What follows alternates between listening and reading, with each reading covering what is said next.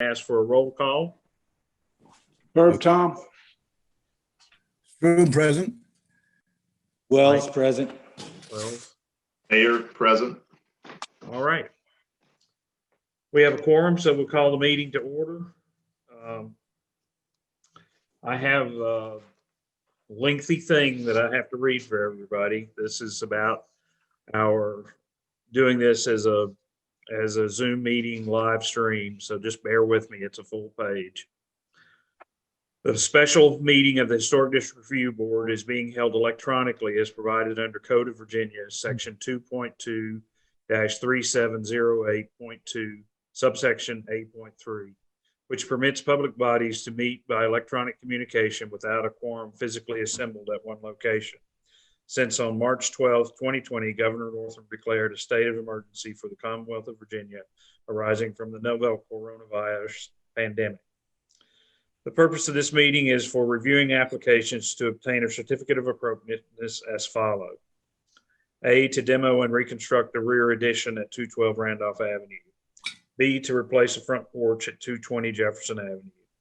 C, to extend an existing porch and add screening at 416 Randolph Avenue.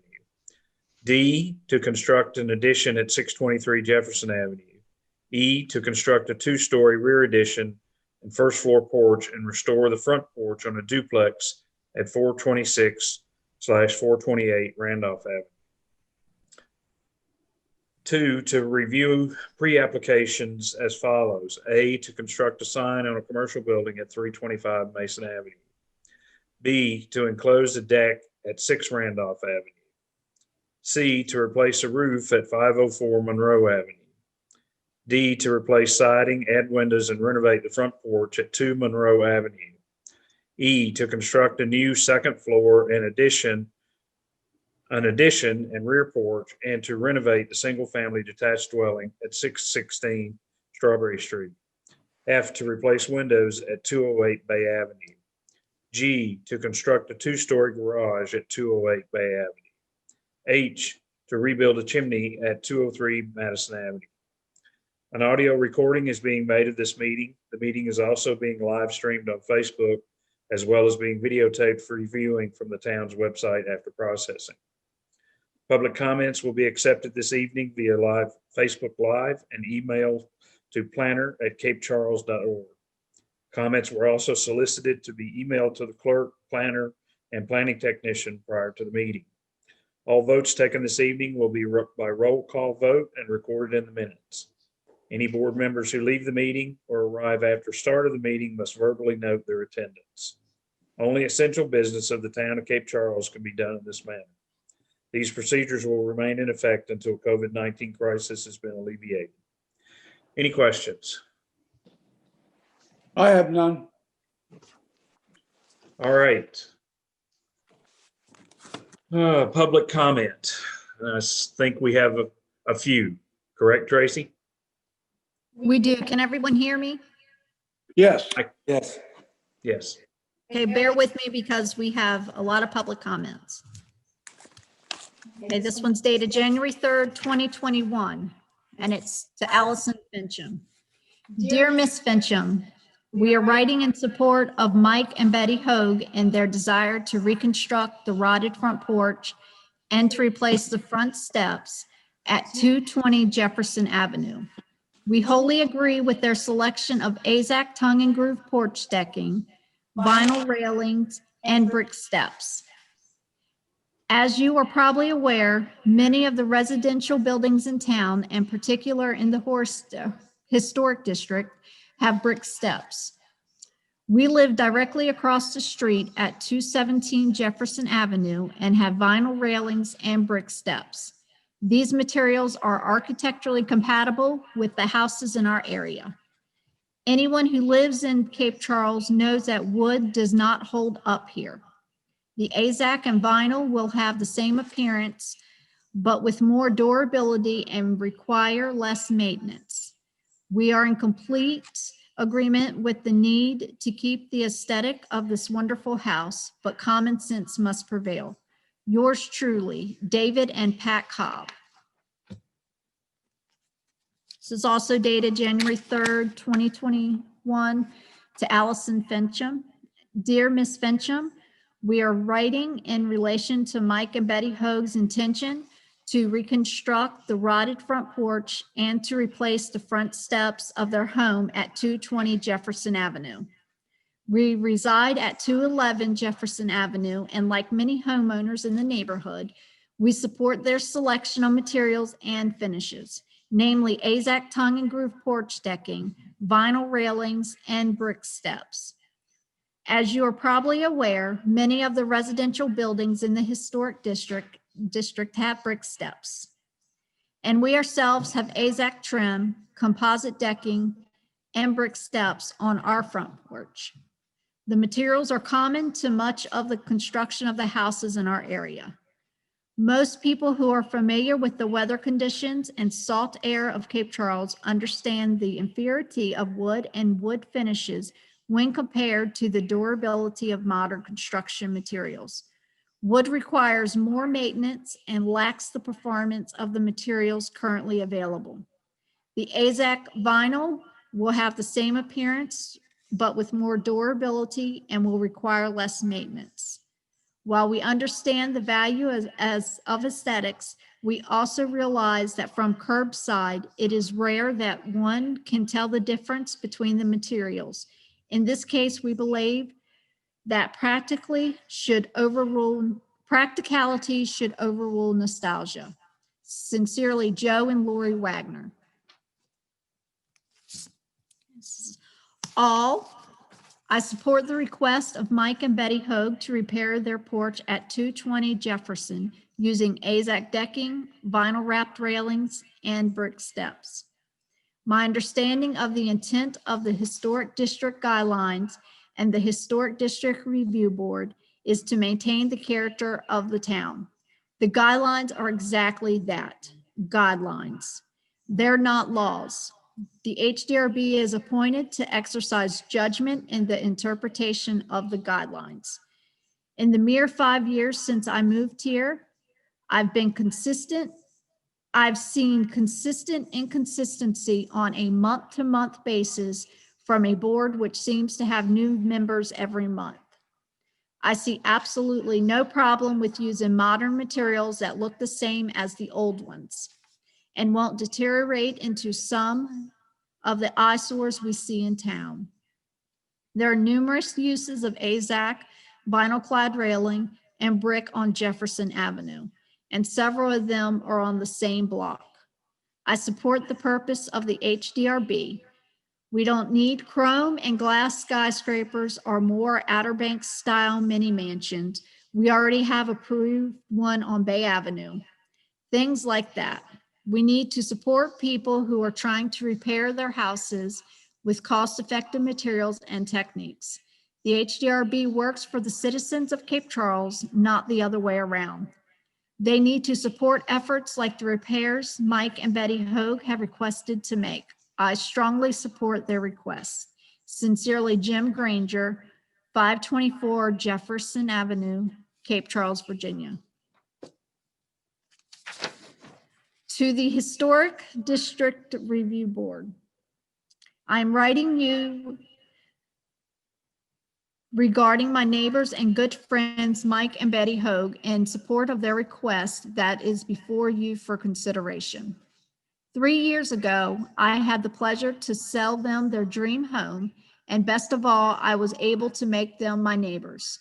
Mike, a retired fire chief, and his wife, Betty, who also just recently retired, were finally able to make their dream come true and purchase 220 Jefferson Avenue, a beautiful Sears home.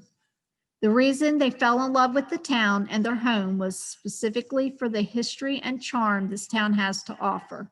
In the 3 years I've known them, I've watched Mike research and study the history of the Sears home and the part it played on what makes up Cape Charles. Any and every refurbishment Mike and Betty have completed have been done with the history in mind and an effort to preserve the history of this particular house. Additionally, their efforts have freshened up the face of this block of Jefferson, leading the charge for general beautification and high standards of upkeep. Mike is always outside maintaining the home with pride to keep it nice and tidy. It also looks immaculate. I couldn't hope for a better neighbor. As a Cape Charles realtor and resident for 30 years, I understand how important it is to keep the history and integrity of our precious town. I know it is equally important to Mike and Betty. They are committed to retaining the look of the historic home while at the same time improving its ability to survive into the future. That's why I have complete faith that Mike's plan will not change the look, but simply enhance it by incorporating the use of a more updated and, in my professional opinion, very appropriate material. The plan is to reconstruct the porch using AZAC tongue and groove porch decking, vinyl porch railing, and replacing the concrete and wood steps with brick steps. All of these materials are currently in use and visible from the street on many other historic homes in the historic district. All of the materials they plan on using are clearly architecturally compatible with the surrounding structures. They're using a local reputable contractor who is very familiar with the town's historic rules and regulations. They plan materials, look good, and they look very authentic. Most of all, these materials are very durable and will hold up for many years to come. With these materials, the house will not noticeably change, but will be given a new lease on life and always look properly maintained instead of rotten and peeling appearance existed before this project. I hope you consider this letter before making your final decision. Respectfully, Eva Noonan, Chesapeake Properties. This one's dated January 3rd, 2021. This is Cape Charles Historic Review Board. I am once again writing concerning a decision made for 220 Jefferson Avenue's front steps. The front steps of this house were removed, thank God, because they were certainly not safe, had meant any building code and unsightly. Whoever put them in probably used any old lumber or concrete slabs they had around. The first step was, I think they're number 8 inches tall, and one of the other steps had a slat of wood 3 inches thick, and the steps weren't deep or wide enough for a normal foot. If you're wanting historic, tell the owner to rebuild them as they were. Bad. I always wondered why, when that house was rehabbed, the town allowed those unsafe steps to remain. The present owners would like to be able to put in brick steps that would be a correct height and depth.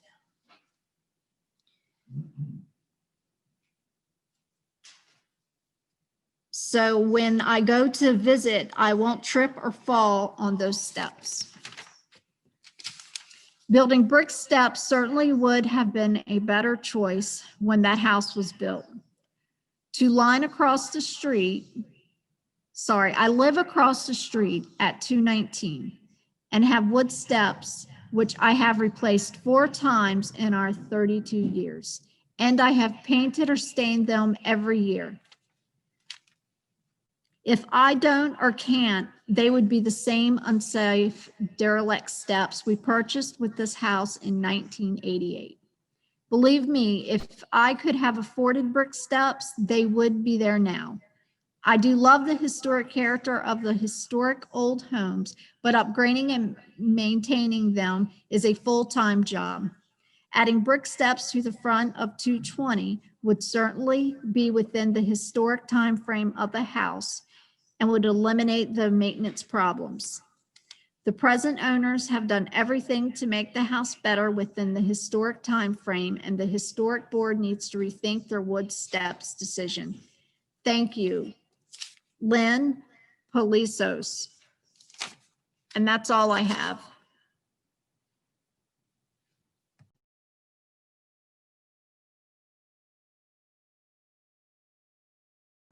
Sorry, I was muted there. Okay. All right. So I'm going to propose that we do something to kind of make things move along. We had 1, 2, 3, 4, 5, 6 items from last meeting that was Can everybody hear me? Yes. Okay. We had about 6 items from last meeting that were all sort of approved. I'd like to run through those approvals first and see I'd like to propose that we just bring each one of them up. And if there are any discussion from the members, that we have that discussion and then have a vote rather than wasting, I think, time of going over each one of them individually. Any problems with that, Tracy? Excuse me, Carrie. Actually, yes, you have to go as they've never been heard. Okay. Okay. Well, all right. That's okay. We'll move along. Okay. All right. So we'll start with number 1 then, which is application for certificate of appropriateness to demo and reconstruct the rear addition on a single family detached dwelling at 212 Randolph Avenue. All right. Do we have anybody here to speak for the applicant?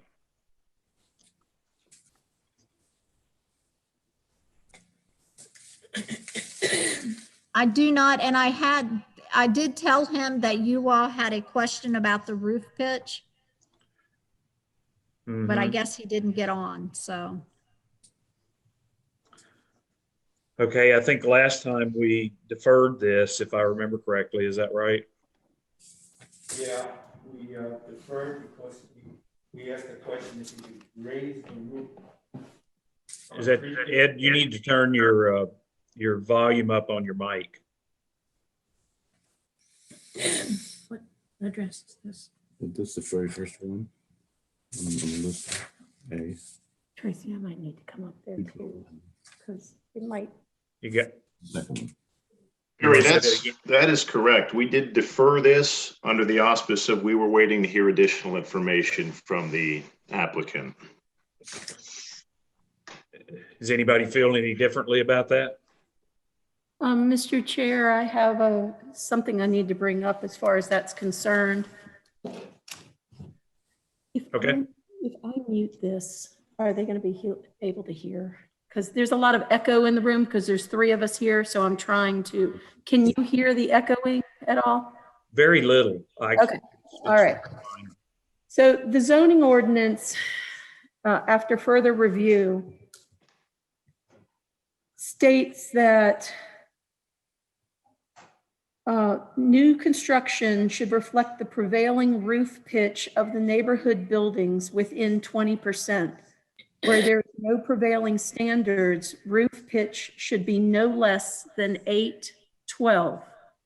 So I would not be able to approve this per zoning if it didn't follow that requirement.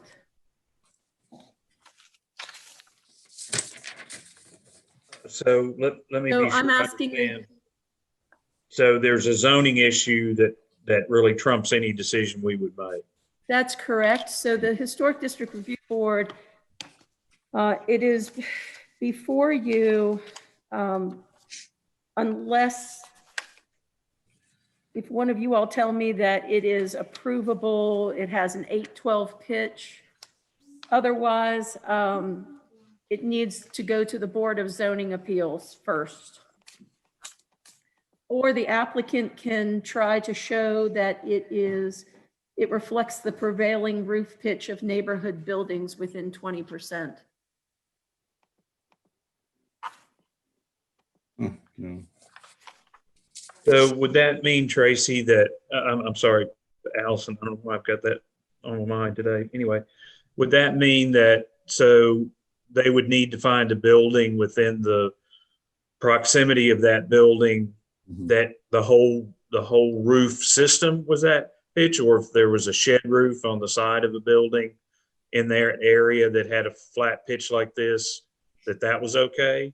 It means that the prevailing roof pitch over 50% would have to be a prevailing roof pitch of neighborhood buildings. So the neighborhood buildings are within there's a diagram in the zoning ordinance of what neighborhood means. So it's a 6 square block area, but it only really includes the corners of those 6 square blocks. And it includes the houses on the block across the street and on the same side, as well as the houses in back of them. So that's how you determine whether it's prevailing. So should we defer this, or, I mean, I'm not sure what the best thing for us to do.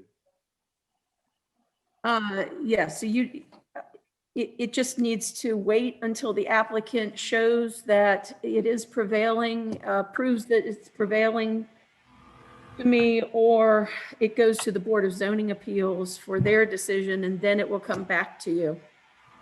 Okay, how does everybody feel about just voting on a deferral until zoning clearance or something like that? Yeah, I mean, I think nothing should come before us until it's gone through zoning first. That's my general orientation. So- Anything. The issue is that it for due process, it needs to come to you for pre-applications, Oh, is but this a pre-app? No. this is not pre-application, but it specifically says that the Historic District Review Board will not make their final decision until after the Board of Zoning Appeals makes any determination that they need to make. Right. What's the use? That's what I said, I think. So, except that it's really important that because of other sections of the zoning ordinance, that we follow the due process, which says that as soon as we get an application, it needs to go to the Historic District Review Board to determine if it is complete. So the Historic District Review Board can't determine it's complete until after it goes to the Board of Zoning Appeals and I have their decision back. Okay, so the real question is, do we take action and defer it, or do we just take no action until it's cleared through zoning? You do not take action. Okay, so then this just gets put off and no action is taken. Correct. Okay, all right, that's easy. Guidelines don't say that. Okay, so B is an application for certificate of appropriateness to replace a front porch on a single-family detached dwelling at 220 Jefferson Avenue. Is there someone here? Is the applicant here? Yes. Okay. Would you like to sort of bring us up to date, fill us in on your project? Absolutely. I have a statement I'd like to read before the board. Sure. Members of the board, I want to thank you for your time for reviewing my application to reconstruct the front porch of my home at 220 Jefferson Avenue. I know you're familiar with the project, but before you vote on it, I would like to brief you one more time on what I'm trying to accomplish. However, before I do that, I find it necessary to respond to a comment that was made about me by one of the board members at the January 5th, 2021 Historic District Review Board meeting. As the board members were discussing my project, one of the board members, Mr. Ed Wells, in an attempt to influence the board members to deny my application, made the following comment, and I quote, "This applicant didn't follow proper procedure. He may have a lot of help from his neighbors, but his intentions were not honest." To clarify, Mr. Wells called me dishonest. What Mr. Wells said was malicious and without merit. I did nothing to incite this type of response from him. When I attempted to object to Mr. Wells' comment, the board chairman censored me and said, "The period for comment is closed." I want the board members to know that despite Mr. Wells' slanderous claim, I am not dishonest. I recently retired after 40 years of municipal government service, and for 20 of those years, I was part of the senior leadership team of a large public safety department in the Hampton Roads area. I have served my community as a dedicated first responder and also as a sworn law enforcement officer. My character, reputation, and integrity have never been questioned until Mr. Wells made this comment in front of the board members, town staff, but more importantly and most damaging to my reputation, all of the other applicants participating in this meeting who do not know me. I do not know Mr. Wells and he does not know me. However, I must assume that in his world, when someone doesn't know or follow the historic guidelines to his liking, that makes them a dishonest person, and it's okay for him to slander their good name, defame their character, and impugn their reputation and integrity in a public forum. I do not know what motivated Mr. Wells to make such a repugnant and denigrating statement. His personal attack on me was uncalled for and unethical.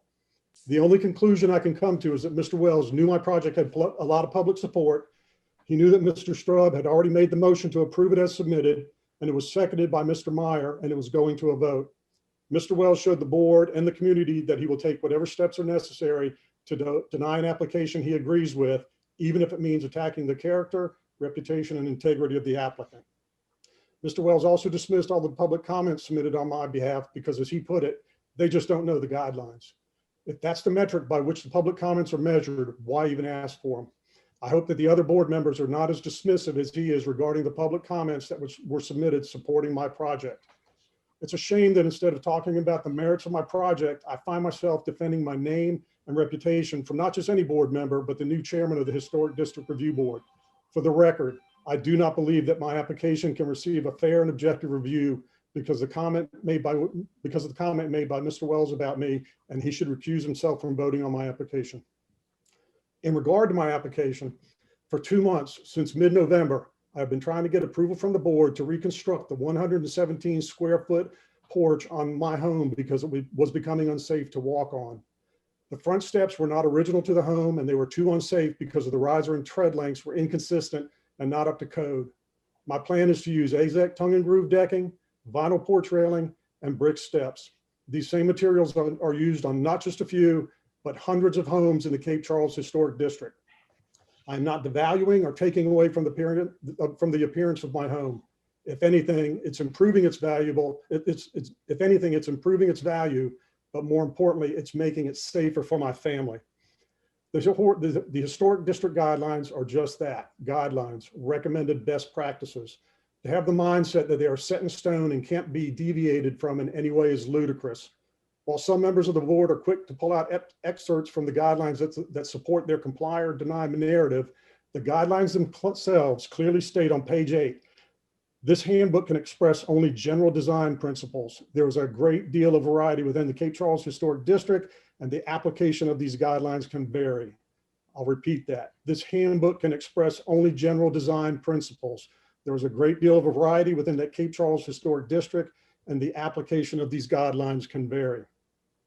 Any reasonable person would interpret that to mean that the guidelines are not set in stone, and as board members, you can use discretion in determining if a project is architecturally compatible with the surrounding structures. That is what Mr. Strub and Mr. Meyer did with my application at the January 5th HDRB meeting. Although my project may not meet the black and white text of the guidelines, it meets the spirit and intent of the guidelines in that all of the materials are currently in use and architecturally compatible with structures within the historic district. As board members, that is what you are tasked with determining under state code, town ordinance, and the guidelines themselves. In summary, I would like to personally and publicly thank Mr. Strub and Mr. Meyer for making the motion at the January 5th meeting to approve my application as submitted and for voting to approve it. You looked at all of the facts, exercised common sense, good judgment, and sound reasoning, and came to the conclusion that my project does meet the intent of the guidelines and is architecturally compatible with the surrounding structures. I hope that Mr. Wells' comments about me have not influenced your decision-making, and at this meeting, you will again vote to approve my application as submitted. It is also my sincere hope that the other members of the board will exercise the same common sense, good judgment, and reasoning, and vote to approve my application as submitted. Thank you. Wow, that's some combination. And I don't think I deserve that. But I'm not gonna address that in this forum, Mr. Hall. But let's continue with your application. Any members of the board sway your vote? Everyone has their own free will to speak their mind. You voted 3-2, as I remember. I can't hear. Can you hear? No. And if you can, you need to turn your microphone up. We can barely hear you. It's off. It says it's off. Are you there, Ed? Yes, he is adjusting his microphone. Okay, thank you. I see. People can see when you. I believe we're getting Ed's audio through Allison's Say hi. mic. There we go. I just unmuted No, him. I just Thank you. wanted to make a Thank you, comment Mark. that was quite the tonalization. Can you hear me? Yes, we can, Ed. And I do take offense to what you said about me personally, but I'm not going to address that at this forum. So let's proceed with your application, Mr. Holt. Carrie, you want to start? Do you have any comments? Mr. Shackelford, Chair, may I go over the zoning part of this? Well, can I ask a question, Allison? Do we have any zoning issues that are at play in this? Yes, first of all right. all, Let's go ahead. yes. The applicant removed steps and a porch, which is a violation of the zoning ordinance. It's actually a misdemeanor. When I looked at it for zoning, I specifically looked at the setbacks. And setbacks, I wrote an email to the applicant, and as long as he remains on the footprint of the steps that were in place prior to this, then he's okay as far as zoning setbacks. He would meet the prevailing front. That's all for zoning. Thank you. Hold on just a minute. What happened? Allison's microphone isn't working. I don't know why it won't work.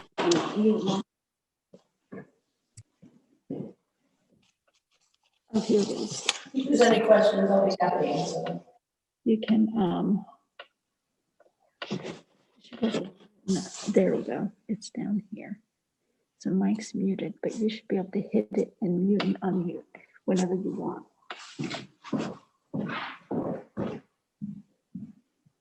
Sorry, Allison, go ahead. You're unmuted now.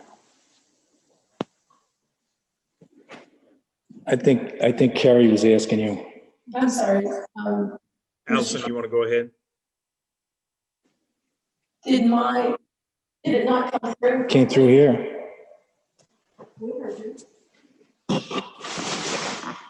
unmuted.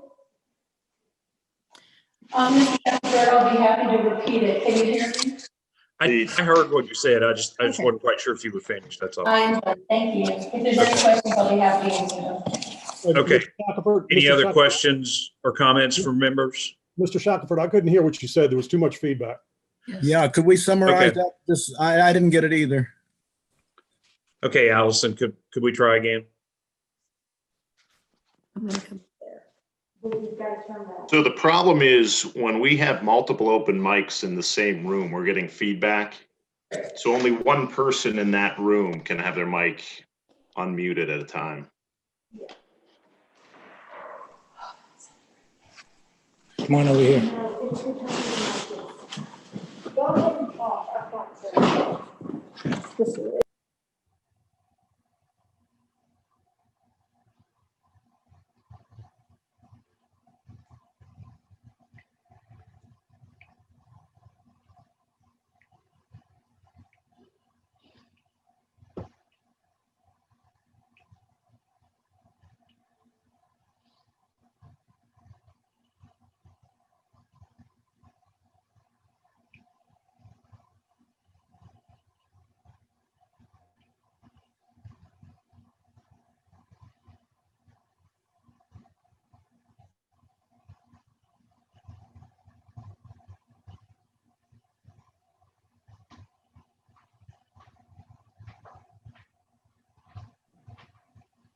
They're just getting a few things straight here.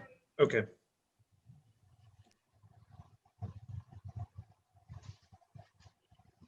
Thanks for everyone's patience. We're struggling with the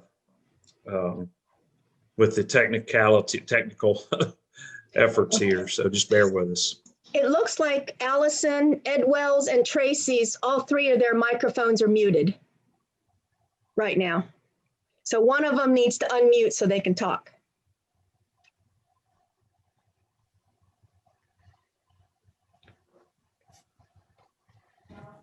Got it. Okay. Can you hear me? Oh yeah, very good now. Is that better? Okay. Yeah. As far as zoning is concerned, the staff and Historic District Review Board members came upon this issue one day. the steps and the porch had already been removed.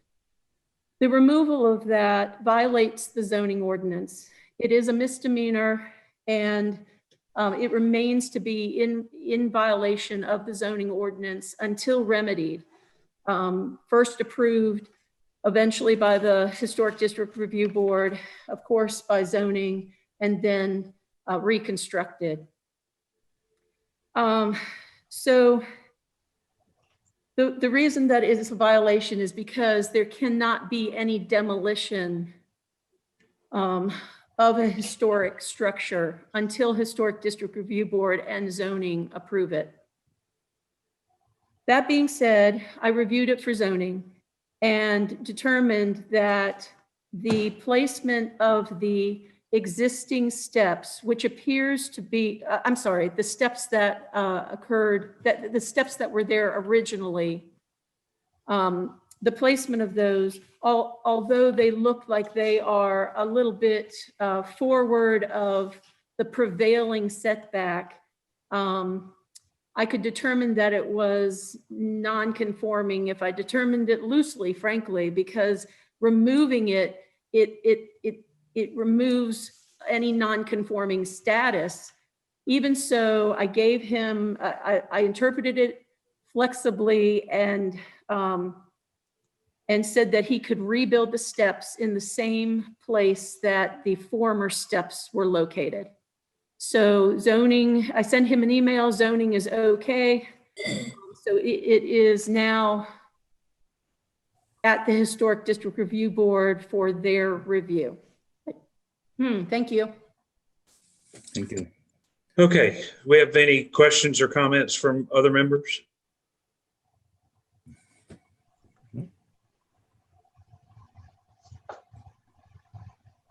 Just the comments of Sure. what the guidelines specify in the historic guidelines review book. Talking about porches, page 44, item 3. Repair damaged elements of porches by matching the materials, methods of construction, and details of existing fabric. The existing fabric was wooden steps. Item number 2, do not strip entrances and porches of historic materials and details such as columns, balusters, or trim. It's all been removed. Page 45, paragraph 5, avoid placing wooden steps with concrete or brick steps.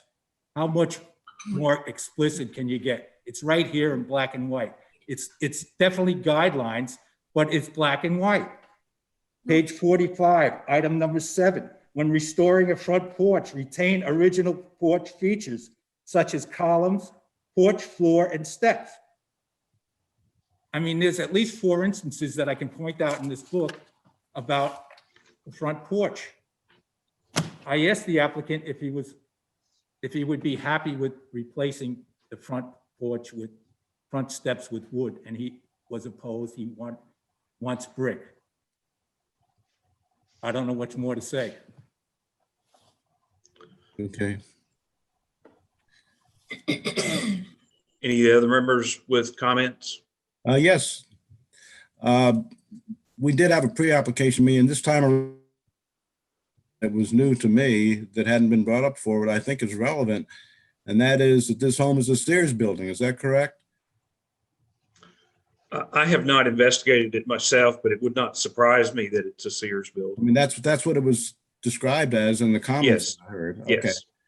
Okay. Because one of the most successful occurrences in the town was 6 or 7 years ago, I guess, when there was a special Saturday where they went around and toured all the Sears buildings, and the publicity was kind of slow in getting out. I remember Rayfield's, the papers didn't come till the Saturday morning, the day of the event, and I said, well, this is going to be, maybe 5 or 6 people show up.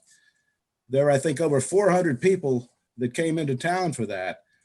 And so we certainly enjoyed it. But one of the things I went away with, and I'm not an expert on Sears, I can give you the overview of what the project was with the trains and the parts and all. But by and large, the Sears building in this town, as I remember, had brick steps. And so some of the homes, the people aren't sure whether they're Sears or not, but one of the cues I would use, again, just me, is if I saw brick steps, I thought that might be a Sears house.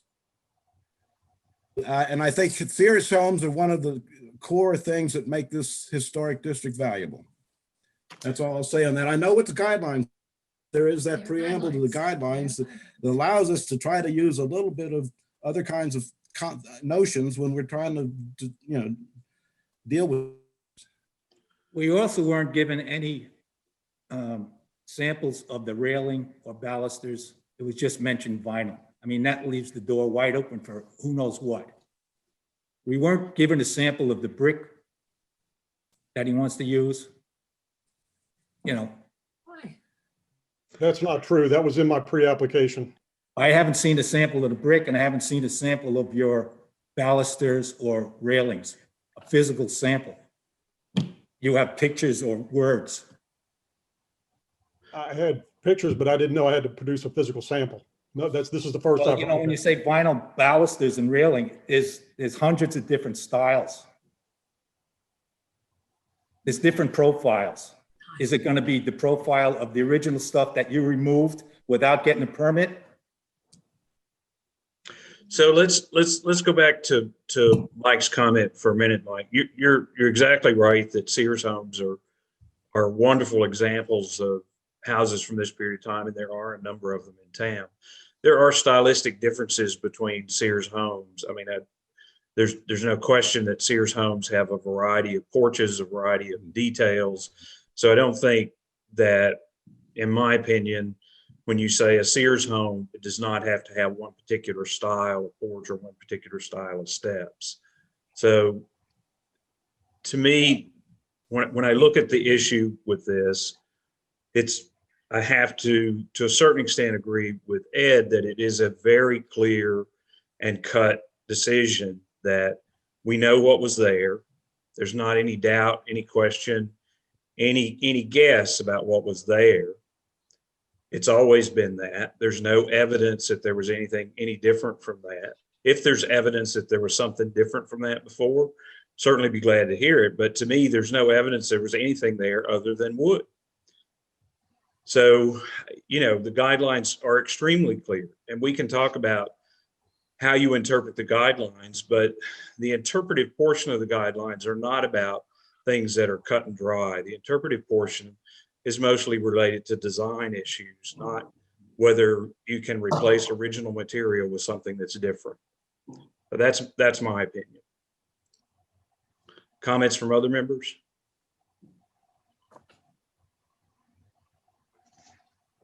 Anything else that you would like to add at this point, Mr. Ho? No. Okay. All right, I'll call for motions. Would anybody like to make a motion? Well, once again, I'll make a motion that we approve the request. Okay, we have a motion on the floor to approve the request. Do we have a second? I'll second that. We have a second. Okay, any discussion? I just don't know how much clearer we can get than to follow what our guidelines are telling us. But that's up to determination from the other board members. That's why we have our own minds and we have free will. And I don't push people to vote one way or the other. So let's put it to the vote. Any other comments? Discussion? Okay, let's have a roll call. So Tracy, are you going to handle that?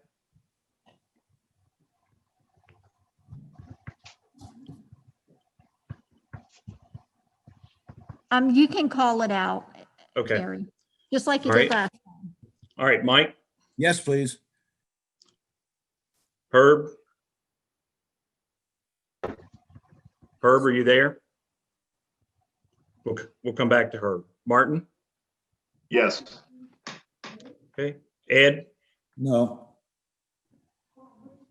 are you there, Herb? You can't hear me. Do you I can see hear you me? now. Okay, no, I agree with Ed. It's clearly in the guidelines.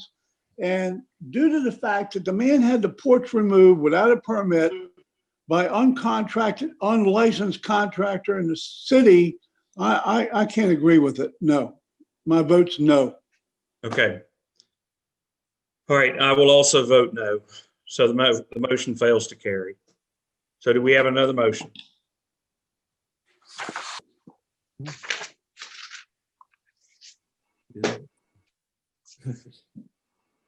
Go to town council. Do we have any other motions? Make a motion that the applicant can continue with the deck with the AZAC. I'm fine with the AZAC porch. The railings, I'd like to see a sample, and brick and wooden steps. I second it. Okay, we have a motion on the table for a conditional approval that the porch decking be AZAC. The vinyl railing has to be approved by a sample, and that the steps be the same material, Ed? Yes, Wood, right. Right, or wood. Either way, I'm Wood. happy. I'm fine. wood or AZAC. Okay. No. And we have a second? Yeah, I'd second it. Okay, any discussion? Okay, we'll have a roll call. Mike? No, Mike votes no. Martin? No, No. Ed? Yes, Herb? Yes. No, he can't vote. He can't vote. I'll vote yes as well. So that motion carries. So the motion is approved with conditional approval. The conditional approval is that the decking can be AZAC. The handrail can be vinyl, but a sample must be provided prior to installation. And that the steps themselves can be wood or AZAC. All right. Next item is C, application for certificate of appropriateness to extend an existing porch and to add screening on a single-family detached dwelling at 416 Randolph Avenue. Is the applicant here? Yes, I'm here. Okay. If you don't mind, I'm going to go to the members and ask if they have questions first. Any questions from the members or comments? none here. Okay. All right, would you like, it's Perlberg, am I pronouncing that correctly? Yes, Jim Okay. Perlber. Would you like to just give us a quick summary of what you have in mind there? So it's an extension of the existing porch, lengthening it by 16 feet, same width at 10 feet. Roof pitch matches the original roof pitch. In the back. Same materials on the roof. And then just to screen that porch. And as we talked about on the last meeting, it's not visible from the front, from the street view. So there was question about the screening being inside or outside, but then was determined that was not of an issue because it's not visible from the front. Okay, And any it was comments or approved by- questions from the members? I don't have any. No. All right, I would call for a motion. Motion, we approve it as requested. We have a motion to approve. We have a second. Allison wants to. No, hold on. Okay. Excuse me, Mr. Chair. At the beginning Yes. of all of these, the zoning administrator, Allison Fitchum, will be stating some facts. So if you could give her time. Sure, I'm sorry. Thank you. So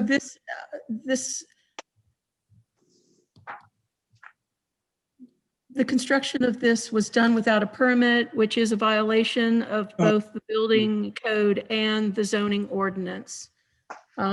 When it was found by the building official and a stop work order was put on the site. So it remains a zoning violation until the time that the Historic District Review Board and all other appropriate parties find that it is no longer a violation, and HDRB would have to issue a certificate of appropriateness. The one issue that I have for zoning is, again, that the zoning ordinance states that the roof pitch is, Compatible. it needs to be 812 or a prevailing standard. So I know I asked this question last time, but I'm asking the HDRB and the applicant if to tell me whether this is an 812 roof pitch. Otherwise, if it is not, then it needs to go to the Board of Zoning Appeals prior to a determination by the Historic District Review Board. Thank you.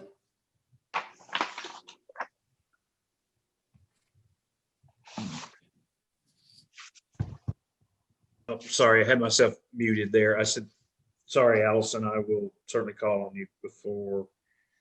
On the Thank you. next one. I'm not sure, does any of the other members have, my copy is so poor, I can't really tell. So Yeah. oh, sorry. But it does look like it's flatter than 8, just at a glance. Can the applicant provide any information there? Well, I don't know that I'm equipped to say whether it's 812 or not, but it's the exact pitch of the original roof that was on the back of the house where the original porch is. It just extends that same pitch. There's no change at all to it. So I don't know if that, I imagine that plays into it because it did not change the roof pitch at all. It So that- maintains that same I would all say the that- way along. I would say that was prevailing on your original. So Allison, how does that fit into the ordinance where they're continuing the porch of an existing structure with the same pitch? I can't tell by this sketch I have if it's an 812 or 10-12-12. Carrie. Hello. Carrie, can you hear me? Yeah, I'm here. Okay, I think it's at least 812 by the existing roof structure. But the problem is it doesn't raise as high to the beam, so therefore it looks less than 1012, or it looks like the original structure to me looks like 1012. Okay, the zoning ordinance states that where there is no prevailing standard, porches may be reduced to be in keeping with the house style. So if it is the same pitch as the other parts of the house, then it is okay. Thank you. Thank you. Thank you. So do we, Live now. Yeah, so zoning is satisfied. Thank you very much. okay. All right. So any other comments or questions from the members? The only question I have, Carrie, is what do we do about the scheduling of these people who are building structures without getting proper permits? I don't think that's really anything we have anything to do with, Herb. I mean, that's up to the codes compliance people. I mean, that really doesn't figure into our, we don't have any purview at all on that, really. I understand that, but we keep getting them over and over again so that somebody's not watching the store. Again, I don't know what the answer to that question is. I'd just like to bring it up as a matter of record. And it has been done so. Thank you. Motions. Do we have a motion? I think, didn't I make them? Michael made a You motion. did. We were in discussion. We were waiting on a second, actually, Mike. Right, I'll second it. All right, we have a second. Yeah. So the motion is to approve, and we have a second. Any discussion? All right, we'll have a roll call. Mike? Yes. Herb? Yes. Ed? Yes. Martin? Yes. All right, the motion carries. Approved as submitted. All right, Thank you. we'll move on to D, application for certificate of appropriateness to construct an addition on a single-family detached dwelling at 623 Jefferson Avenue. Is the applicant here? Yes. Can you hear me? Yes, Mr. Okay. Manning. So let me, if I recall correctly, Mr. Manning, this is a project that was approved some time ago and the time ran out. Yes, sir. Back in. Okay. All right. Yes, sir. Okay. Would you like to give us a quick summary? Basically, what we were trying to do is replace the old addition that was originally there. And we're using the same material that's existing on the house right now with vinyl siding and so forth that's there right now. And basically that's it. We're just replacing what originally was there, was taken off. When I put the new roof and everything on the house that's there, the existing house now. And we would be using wood windows that will match the existing windows as well as the exterior trim to match that. The homeowner will eventually put the siding on. That's not a part of my contract with her, but she is capable of taking care of that part. As part of this herself, and she will finish the interior. It's a no-brainer. I'm just sorry, here I interrupted you to there. build a structure, cover it on the exterior. I mean, they could criticize it. I'm sorry, just to build the structure, put the roof on it, and repair the siding that is existing on the house now, so that the walls won't leak on the gable. And that's it. So the application is to do the full work, but you're only under contract to do a portion of it. Right. Okay. Oh, okay. But the rest of it will be as done before, I guess. Mr. Chair, may I go over zoning? Yes, please do, Allison. When I looked at the application, the things that pertain to zoning that I picked up on, and I'm asking for assistance from the Historic District Review Board to let me know if this is correct. I was wondered about the proportion of the new windows. They seem smaller than the original windows. So I had that question. Also, the roof pitch is very, it clearly is not 812. And in the windows, the muntins, the grid pattern, I couldn't tell whether the originals were 1/1 or 2/2. It seemed inconsistent, so I was questioning that as well. So those are the things that I picked up on that pertained to the zoning ordinance. Thank you. Okay. So what was she saying?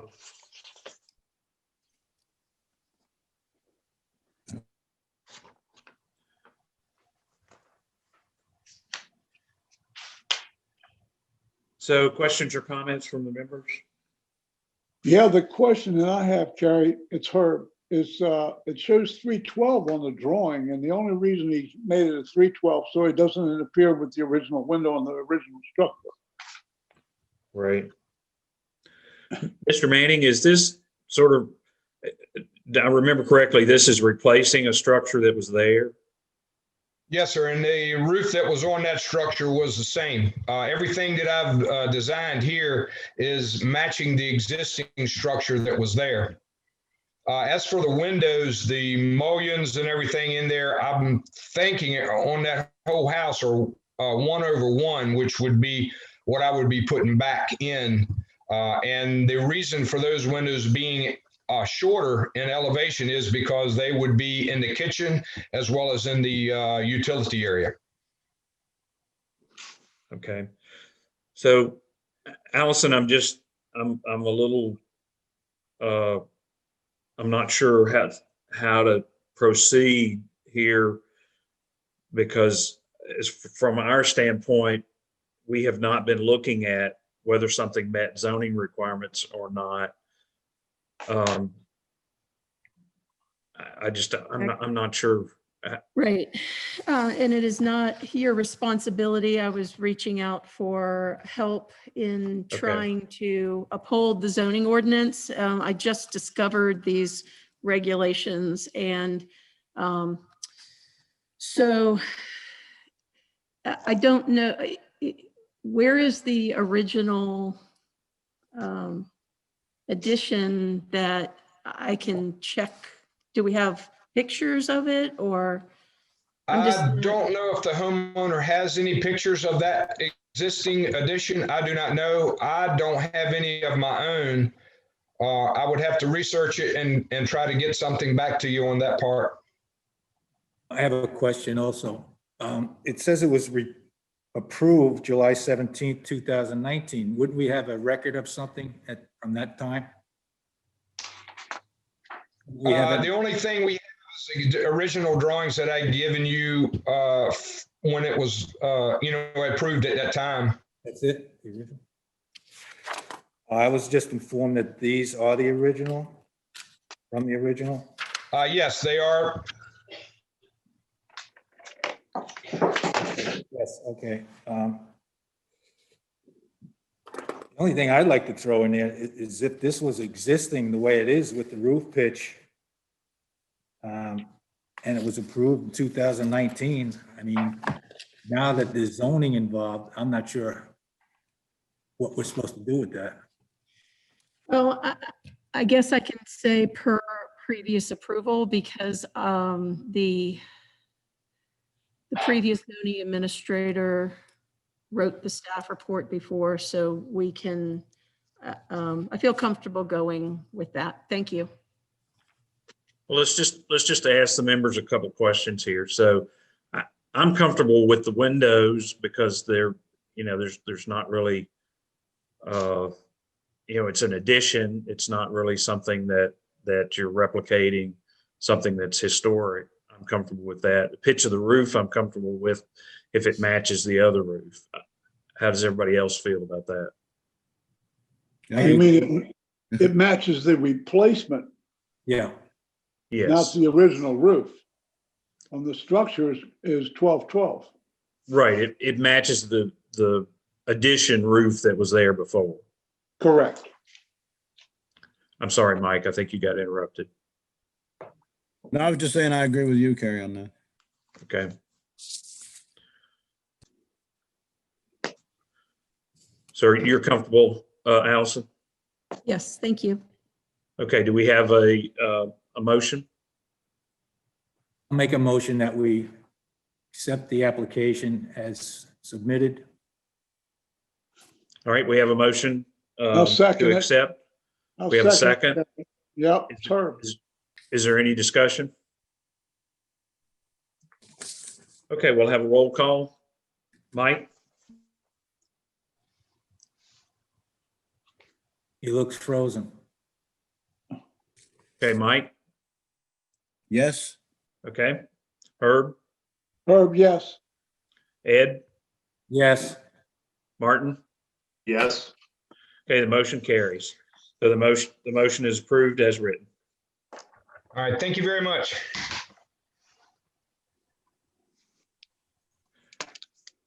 Okay, the next one is E, application for a certificate of appropriateness to construct a two-story rear addition on the first floor and first floor rear porch and restore the front porch on a duplex at 426, 428 Randolph Avenue.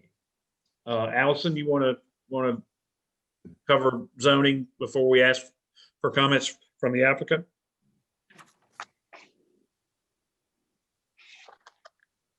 I think you're muted, Allison. Yes, thank you. So this application appears to me to not meet zoning ordinance. And I admit I haven't gotten any further than an initial email that I sent to the applicant that stated that that it doesn't meet the setbacks that are required in the zoning district. There are no zero line setbacks in the R1 district. So I think it needs to go to the Board of Zoning Appeals prior to the final decision by the Historic District Review Board. So it shouldn't even be on. Okay, so that would be a no action by Right. this group, correct?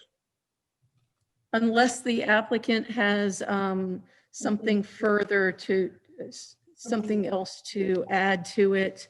I know that I'm not caught up with all these applications, so he may very well have something. Okay, well, let's ask Ed. Ed, can you shed any light there? You're muted right now.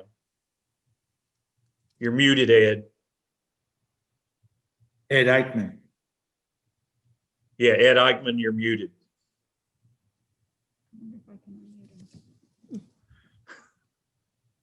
Ed, you're muted.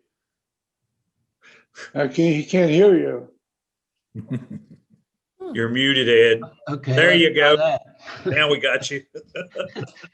I'm a little slow with computers. All right, go ahead. Did you, Well, do you have anything to add for Allison's since questions rezoning?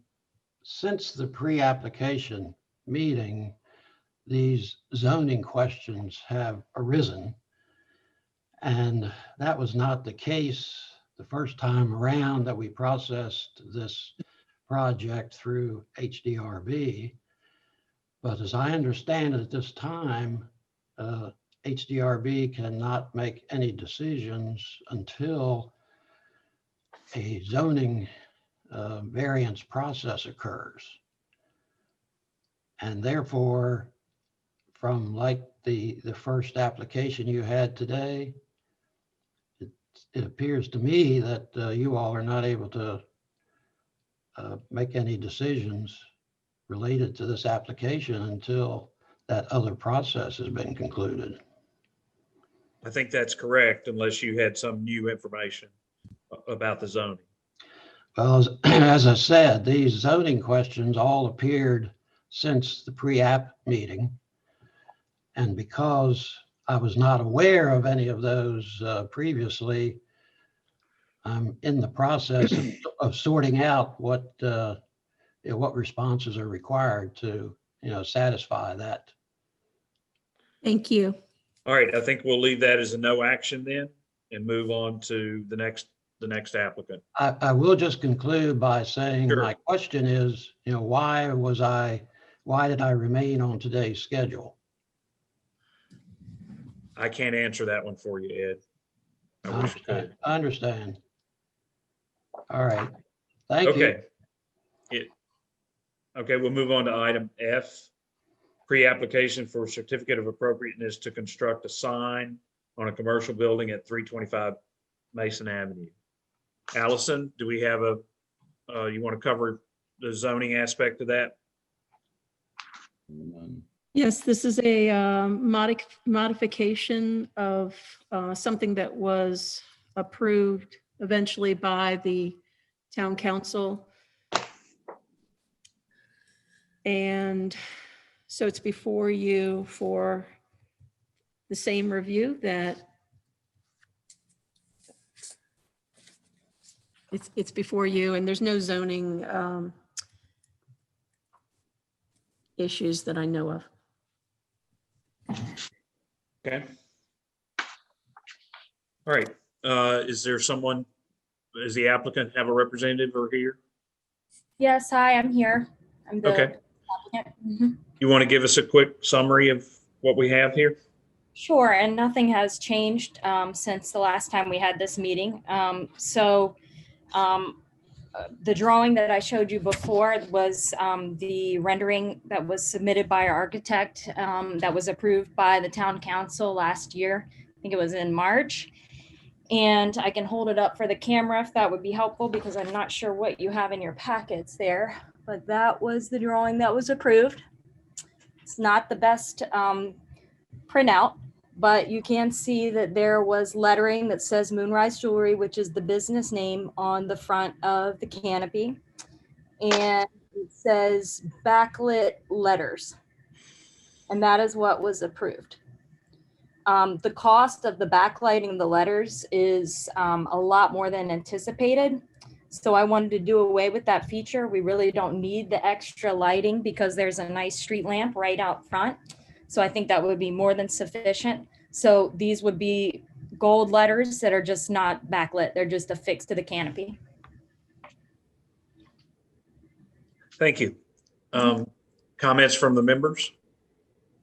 Yeah, we approved this at the last, can't do that. Okay, I make a motion that we approve. Comments. Wait a minute, Herb. Hold on.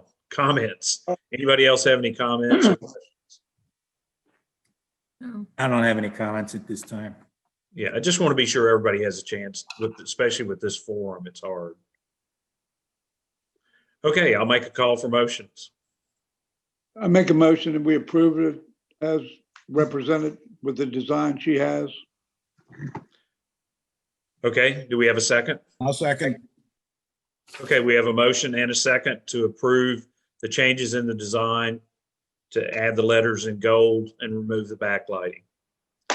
Any other discussion? Okay, we'll have a roll call. Mike? Yes. Herb? Yes. Ed? Yes. Martin? Yes. Okay, the motion carries and is approved as submitted. This is a pre-application, right?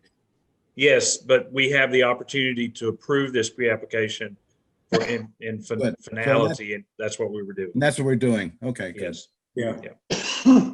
So do you understand that, Meredith, that you don't have to come back? Right. It's good to go. We can go ahead and put the sign together. Yep, have at it. Thank you. Have a good one. Okay. Okay, item G, pre-application for certificate of appropriateness to enclose a deck on a single-family detached dwelling at 6 Randolph Mr. Avenue. Chair? Oh, they left. I think you need to remind everyone that even if it's approved, there still is a 30-day wait. Yeah. Oh, I'm So sorry. I'll let Miss Luss know tomorrow, okay? Okay, I'm sorry. When it's a you. pre-application, well, it's actually for both of them, technically. It's for everything, yes. That's right. Okay, I'm sorry. Okay, Allison, do you want to cover any zoning issues on Nice. 6 Okay. Randolph? It was a little difficult to review this, but it is a pre-application, so there should be no vote on this. We need to make sure it meets zoning and then eventually make sure that it is a complete application prior to the Historic District Review Board making a motion on it. So when I looked at this addition, I already requested a plat on it. And I need that plat to determine if it is approvable, because I need to check the square footage and against the size of the lot. So the applicant knows that I need a plat. But if the Historic District Review Board, my code, the zoning ordinance does state that it is referred to you automatically. That's why it's here in a pre-application. Since it's here, if I again have an issue with the zoning ordinance saying that the roof pitch may be wrong, as well as the windows. Again, it looks like the windows are not consistent maybe with the rest of the structure. I'm not sure though. And so that's where we are at this moment on this application. Regardless, I'm still waiting for a plat. Okay, Allison, any questions or comments from the members? Just want to make sure, when I looked at it, I couldn't see the back, so assuming from a visibility standpoint, there's nothing in this application that involves visibility. Is that correct? No, there's an alleyway that you can see from. Well, but I mean, on the street, you know, just No, from the there's no car, front, no, this is in the rear of the. the rear of alley the is, dwelling. But I mean, I have seen that issue in other localities with historic districts that you are given a little bit more flexibility if there is no visibility. But our guidelines and zoning ordinance do not refer at all to the visibility issue. So therefore, it has to be reviewed. And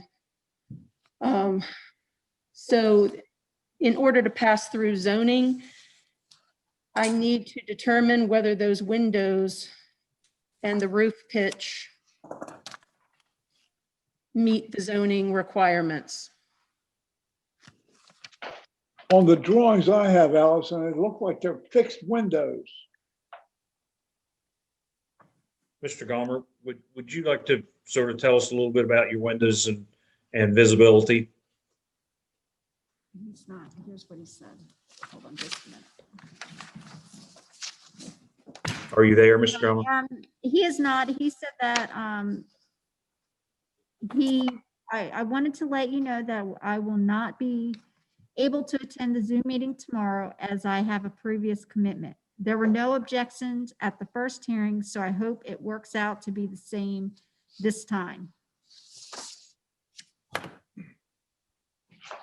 Okay, other comments? I think at this point, we're going to treat this as a pre-application meeting, so it just would be comments from the members to assist the applicant at the actual application. Any other comments from the members? The only question I have is the windows. So, and your question is, are they fixed or is it about the size, Herb? Are they fixed and the size? They look, I Okay, can't tell from the drawing, there's no indication on size, height or width, but they look fixed. so just out of curiosity, Tracy, how do we get this information to the applicant?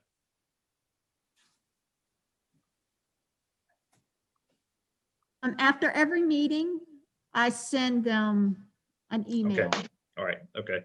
So, So, and I put whatever you request, I put in that email. yeah.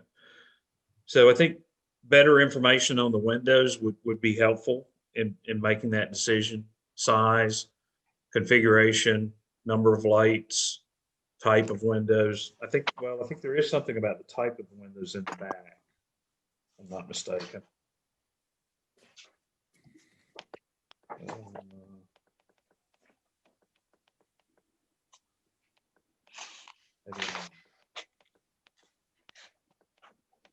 I don't see anything about the type of windows. So yeah, some better information on the size and the type of the window. A cut sheet on the window would be good. Any other comments from the members? Roof pitch. Roof pitch, thank you. We would need clarification on the roof pitch. I don't think, I know we're not supposed to refer to the last meeting we had, but I don't think any of the zoning requirements came up at that time. So. Okay. All right, so that would be the advice to the applicant would be to give us better information on the size and configuration of the windows, including cut sheets, and to define the roof pitch and its relationship to the rest of the house. Okay, so we'll move on to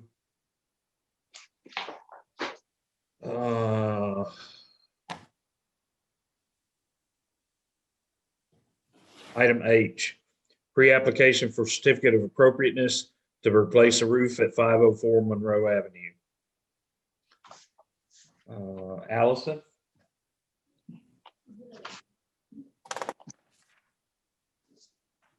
Zoning's okay with this application. It Okay.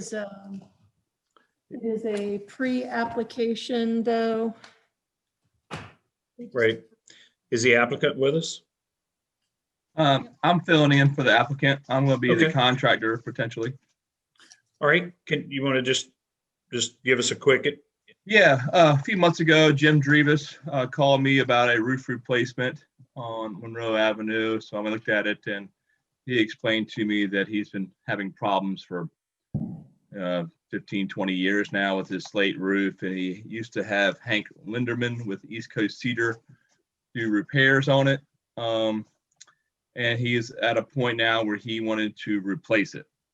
The roof's over 100 years old. I think it's lived its life. I think it's not much more you can do with it. I think for the last X amount of years, close to 20 years, he's owned it. He's poured a ton of money trying to repair it. But what's happening, in my opinion, is the nails, the slate, and the not just the nails actually failing, but they're getting so loose that they're allowing a lot of blow ups. So it's hard to repair that situation. I know he's spent thousands of dollars replacing flashing at chimneys, valleys, etc. But it seems to me, from all his experiences and what he's told me, that the leaks are throughout the roof, and it's more or less happening every time blowing rains come. And it's hard to really pinpoint it. He's been living with buckets, trying to not ruin the rest of his house with the leaks. So that's more or less why we're here, to try to, and he wants to install, one of the better, probably in my opinion, the best asphalt shingle out there it's a high grade ultra architectural shingle with copper flashings, with all copper nail. He wants to do it right. He just doesn't want to live with a slate roof and all the headache anymore. If he can possibly do that. questions and comments from the members? I just wonder what the rating is on the shingles. Is 20 years, 50 years? It's a 50-year ultra. They call it. It's the highest grade architectural shingle out there. It's 4 bundles per 100 square feet versus the normal 3. So it's got a 130-mile-an-hour wind rating. It's got a 50-year rating. So it's one of the highest lifespans they expect out of this shingle than any other asphalt shingle out there. I tend to agree. Yeah, thank you. Okay. Thank you. You're welcome.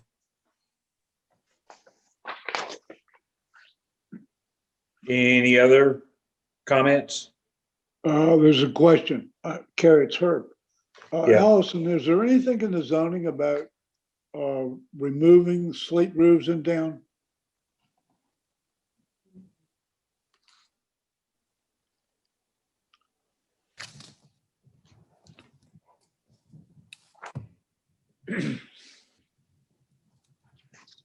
The information I have in the zoning ordinance pertaining to roof is primary roof ridges of new construction must be parallel to the primary roof ridges of existing neighborhood buildings.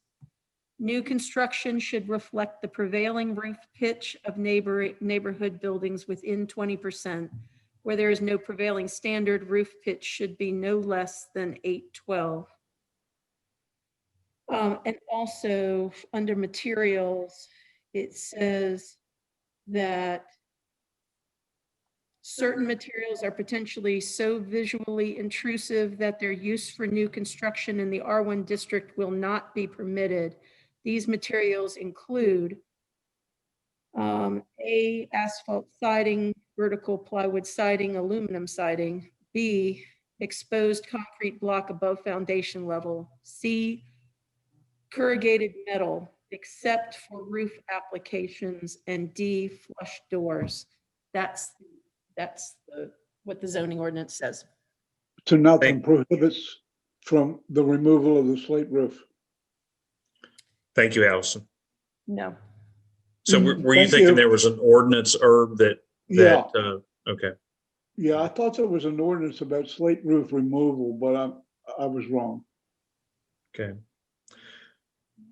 When I look through the guidelines, we do not have a lot of stuff related to roofs. As you recall, we've been struggling with the roof on another house that has 10 tiles on it. And what we were using there to guide us in the discussions on that is on page 37 Right. about roofs. And it says when a roof must be replaced, attempt to match the original materials since these materials are important to the visual integrity of the building. Many houses in the district originally had metal roofs, but many have been replaced with composition shingles.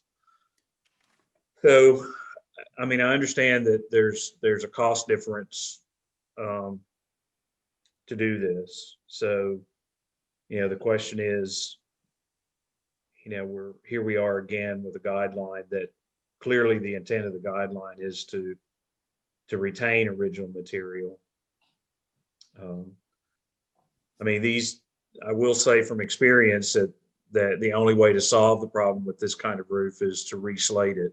So most of the slate can be reused. It's simply taken off, and there will be a percentage that'll have to be replaced, but it can be re-nailed. The fasteners are usually iron whenever they're put on originally in this, and they give way. The modern fasteners are much more of a lifetime thing, and we generally think of slate as a lifetime roof whenever the fasteners hold up, but that's what usually gives way on 100-year-old slate roofs is the fasteners. So any other members have any comments related to that? All I can say is I believe the applicant nailed it. When the slate roof is over 100 years old, it's lasted its lifetime. Its lifespan is just over. I've ripped off slate roofs myself. They get brittle. They break apart in your hand. The nails don't hold anymore. It's a bad situation. The roof has to go one way or the other. So the question is I think we would all agree that there has to be work done on the roof. The question is the roof need to be replaced with slate, or are we good with it being replaced with asphalt? I think that's the question. Or some other material. And the shingle they chose is GAF's pewter gray, and it is the most replica. It matches slate the best. It looks almost identical. I mean, it's a architectural shingle, but the color wise, it almost looks just like a Buckingham slate. Is that grayish blue, dark color. And then of course I'm doing all copper flashings that will, replica the old way as well. But when it comes to asphalt shingles, this ultra shingle is better than a lot of those custom shingles that kind of try to look like slate. Slate line shingle is a horrible shingle, horrible. And GAF's not even making it right now because it blows off. It blows off really bad too. There's a couple, there was one or two on Bay Avenue that a guy kept getting me to repair. I didn't install, someone else did, but it was a slate line shingle, and every year it blew off. This shingle is, like I say, I install quite a bit of roofs, and this shingle is the best shingle out there, asphalt shingle. Of course, new slate, if I were to call Buckingham and order a new slate, is better, but it's going to cost 3 times as much. And I understand we could take it off and reuse probably 60%. We'd probably lose 30 to 40 off, and then I'd have to come up with either ordering it from Buckingham or somewhere similar, or trying to find someone that had it where they removed another one. So it's a bit of an issue to try to put back a slate, obviously, or to put back the existing slate and find more to match it. Especially matching the color exact is a job. I used to work for a company called Roof Engineering in Norfolk, and we did some of these slate roofs like this. We did new slate roofs. We'd order from Buckingham, or we'd did a lot of the naval buildings in Norfolk, and we'd take them off and we put them back on. Not cheap at all. Pretty much 3 times what this roof would cost is what it would cost them to do a new one, and over double to reuse the recycled plus finding other. And I could do it, but I don't know if I'd want to do it, to be honest. If I'd want to spend that 2 or 3 months of trying to tear off the slate and put a slate back on this particular roof. It's so close to the neighboring houses, it's going to be a job just to get the old slate off without damaging anything and people getting hurt. It's going to be a job just to get it done the way I proposed as is. Like I say, I don't think I'd even want to even try to attempt to take it off and put slate back. I'm sure someone out there would and could, but I just not me. Any other questions or comments? I have a comment. Under roof on page 37, it says, when a roof must be replaced, attempt to match the original materials, since these materials are important to the visual integrity of the building. So it says to attempt to replace them. It doesn't say that you should replace them with the original material. I mean, that's an opening, I think, in my mind, to go with the top of the line asphalt shingle in this case. Yeah, Carrie, it's Herb. We're not Mr. hearing you. Johnson. Yeah, Yes, sir. Mr. Johnson, it's Herb. Yes, sir. In your professional opinion, do you think that the roof is in total disrepair? Honestly. I do. I mean, I could go there and do the same thing that Hank's been doing for the last 20 years, and still have the same problems. I would be hard for me to justify billing this man to do some of these repairs and not accomplishing the goal. You know, I think it, you know, there's a chance that it could be, but if it were my house, I'd do exactly what he's doing. You know, or wanting to do. Yeah, that's just what I I wanted you to hear. That's what I wanted to hear. Thank you, Jeb.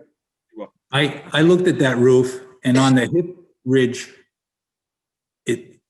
I'm not sure how that is installed, because I always thought there had to be some kind of cap along that ridge, and those shingles are on one or on either side of the ridge going up. I don't know if that's a problem, if the capping came off or not. I don't know. Maybe the contractor could tell us.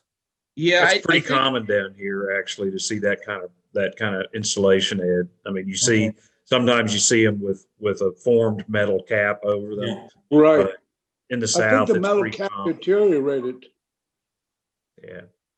You know, Yeah, And well, I'm over the sorry, years. Mr. Johnson, I didn't mean to interrupt you. Go ahead. No, you're fine. I'm not sure if it had a cap on it. Typically, they would do a hemmed cap on it, or they would hem it and cleat it, or they put the copper underneath and then shingle over it Yeah. and seal. And I'm not sure if it was done that way or they had a cap on it that's gone. You know, I know that Hank probably had tried to make repairs to it with asphalt and different things. You know, but you know, I'm not sure how it was originally installed. Well, I mean, I think I'd agree with Ed. I've looked at this roof too, and Yep. I've done it. I've done many slate roofs, and this roof needs more than a touch up. The question is the material. I'll make a couple of comments or suggestions here. There's a product that I've used many times out there that's a synthetic slate. There are at least 3 manufacturers of it. It's a pretty good product. I put it on a number of buildings. It does replicate the look very well. I think much better than an asphalt shingle. It's more expensive than an asphalt shingle, but it's put down with a nail gun, just like a regular asphalt shingle is. It just, you have a few more nails to put in. I would be much happier to see that than I would to see asphalt, but you know, I'm just one member. So those are the only comments I would have. I think something needs to be done. It's just a question of the material.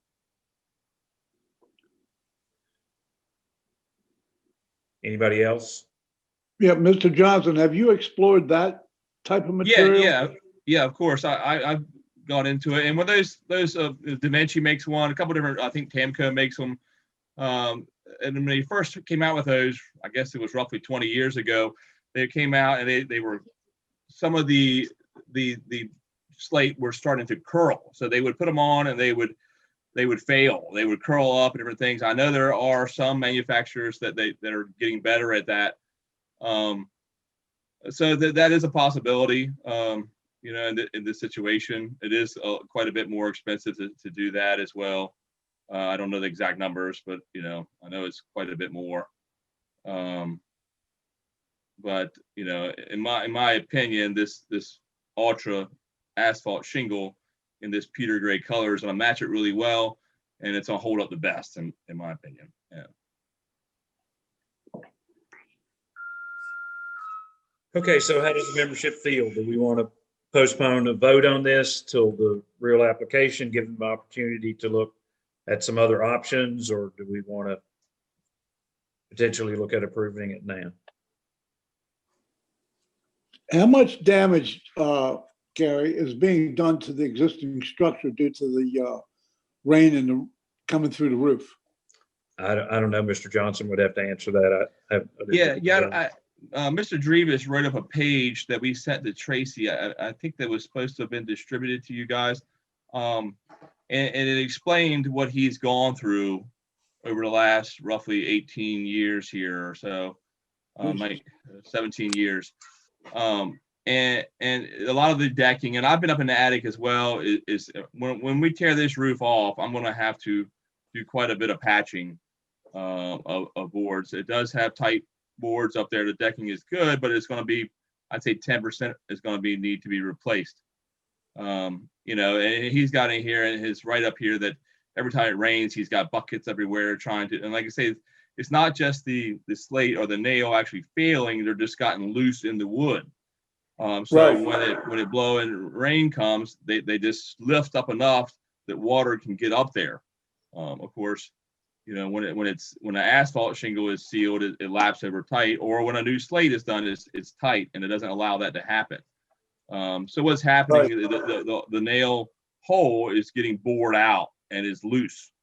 It's enough there to hold the slate from falling, for most of it, but it's still allowing it to lift up. And that's what he is stressed about here, that every time it rains, that he's having that problem of not just one particular spot. Sometimes it depends on the direction of the rain, of the wind. You know, and he's done a lot of remodeling evidently, and it's really causing him havoc. Okay, so we're what do we want to do? Does anybody want to make a motion, or do we want to? Yeah, I'd like to make a motion. I'm sorry, Herb, go ahead. I'd like to make a motion that we go along with the program. Let's relieve the man of some of the overburdened expenses that is going to occur and use the asphalt shingles. Or has anybody ever seen a sample of the asphalt shingle? I haven't seen this particular applicant's sample, but I've seen those shingles in the past, yeah. Ed, what's your Heavy opinion? duty, top of the line, EAF shingle. Well, I'd like to continue my motion then, Carrie, and let the man go ahead with the roof. All right, so we have a motion to approve the application as submitted. Do we have a second?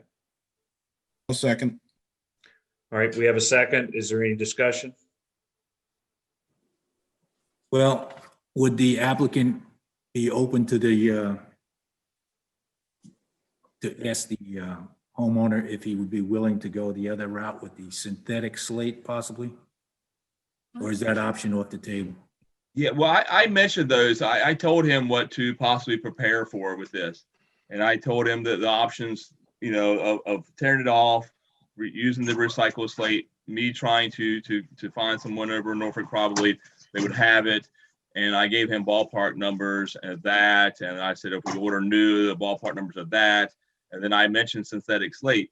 Like I said, I didn't give a pinpoint number on that because I didn't price that stuff up. But in the past, when I have priced it, it's kind of in between the price of an asphalt, this high grade asphalt shingle, and new slate.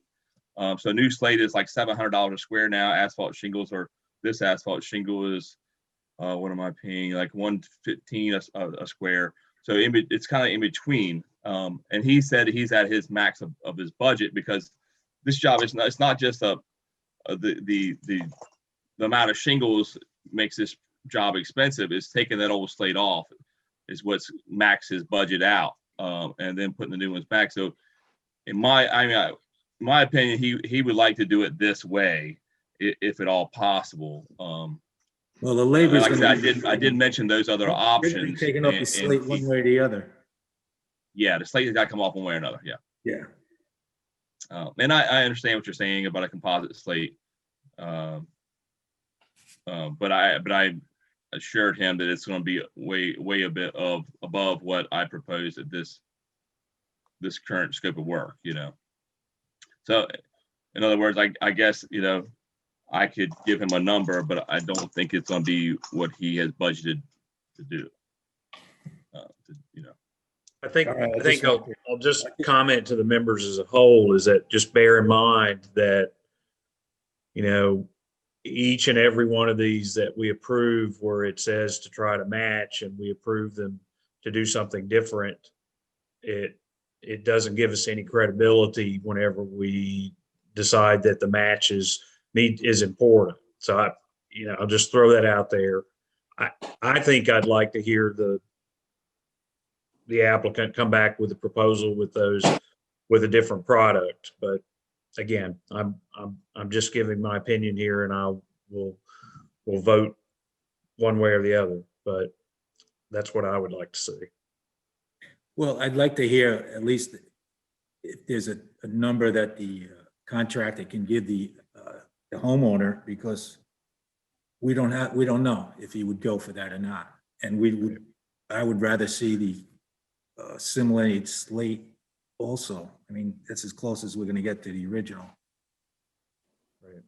But again, in the guidelines, it said attempt to match. That's the only sticking point that I see. Yeah, but that's what I'm saying. How far do we push the word attempt? Is an attempt saying that, well, we don't want to spend that money? Is that an excuse for an attempt? I'm just bringing that up. So then that opens us up to everything that we do. If somebody says, well, I don't want to spend that money. Well, this is only pertaining to roofs. Okay, well. This is only pertaining to roofs the way I see it. Yeah, and I thought Allison told us that there's no precedent to be set in what we're doing anyway. Allison, could you chime in, please? I think you're exactly right, Herb, that in terms of there is no legal sort of, just because we voted one way on one thing doesn't mean we have to vote Right, that way. right. I just wanted everybody to know as know well as I do that every time it's, and it's used effectively against decisions that we feel much stronger about than this. I couldn't agree more. Right. Tracy, Allison, I didn't mean to interrupt you. Nope. That's there's no precedent set legally. And another point, all the houses, of course, when I've been through this with you guys before and the board, and all the houses around this area, some of them had slate on them years ago. They don't anymore.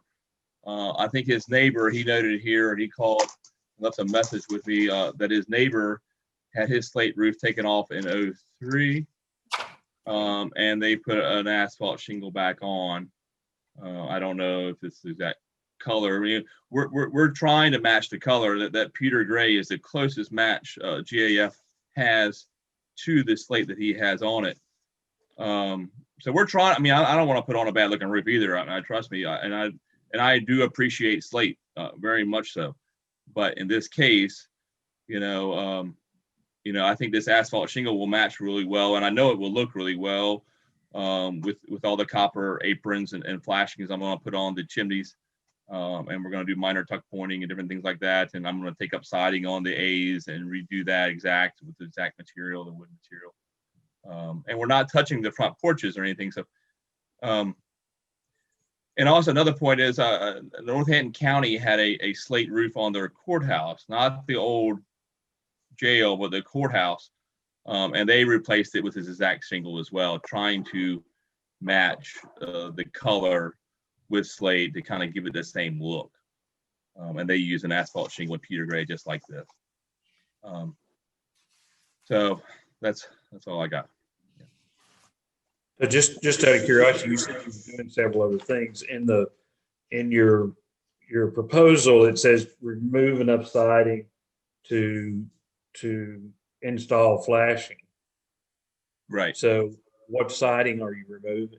It's got A's on it. It's got A's at each side. It's got 4 different sides that have a little catwalk roof over the cornice work, and those are all going to have slate on them as well. They're all on the 2nd story roofs. So that siding above those, when we remove the slate, will be removed, and then I'll put the new roof on and the new apron flashing, cleated copper, and then we'll put that siding back. If any gets damaged, I'm going to match it exact cypress, whatever I need to do to make that get done proper. So that's where the siding is. It's not on the porch. It's on the upper A's. It's got 4 A's up top there. Just an extra detail to that roof. You said something about pointing. Yeah, so the chimneys over the years, he had Hank reflash them. And so we're going to reflash them as well. I'm going to do minor pointing on it, and I'm going to seal them with a clear sealant that soaks in the brick and the mortar and everything and then potentially maybe even cap the chimneys. We'll see what we got, not cap them with anything. Make sure the caps are working right. Make sure there's no cracks in the mortar up top there and all that. We're going to do more than just put this roof on. We're going to make sure we eliminate any other flaws that are allowing water in. Okay, any other discussion? No. All right, so if no further discussion, we'll have a roll call vote. So the vote is to approve as is presented. So Mike? Yes. Herb? Yes. Ed? Yes. Marty? Yes. Martin, I'm sorry.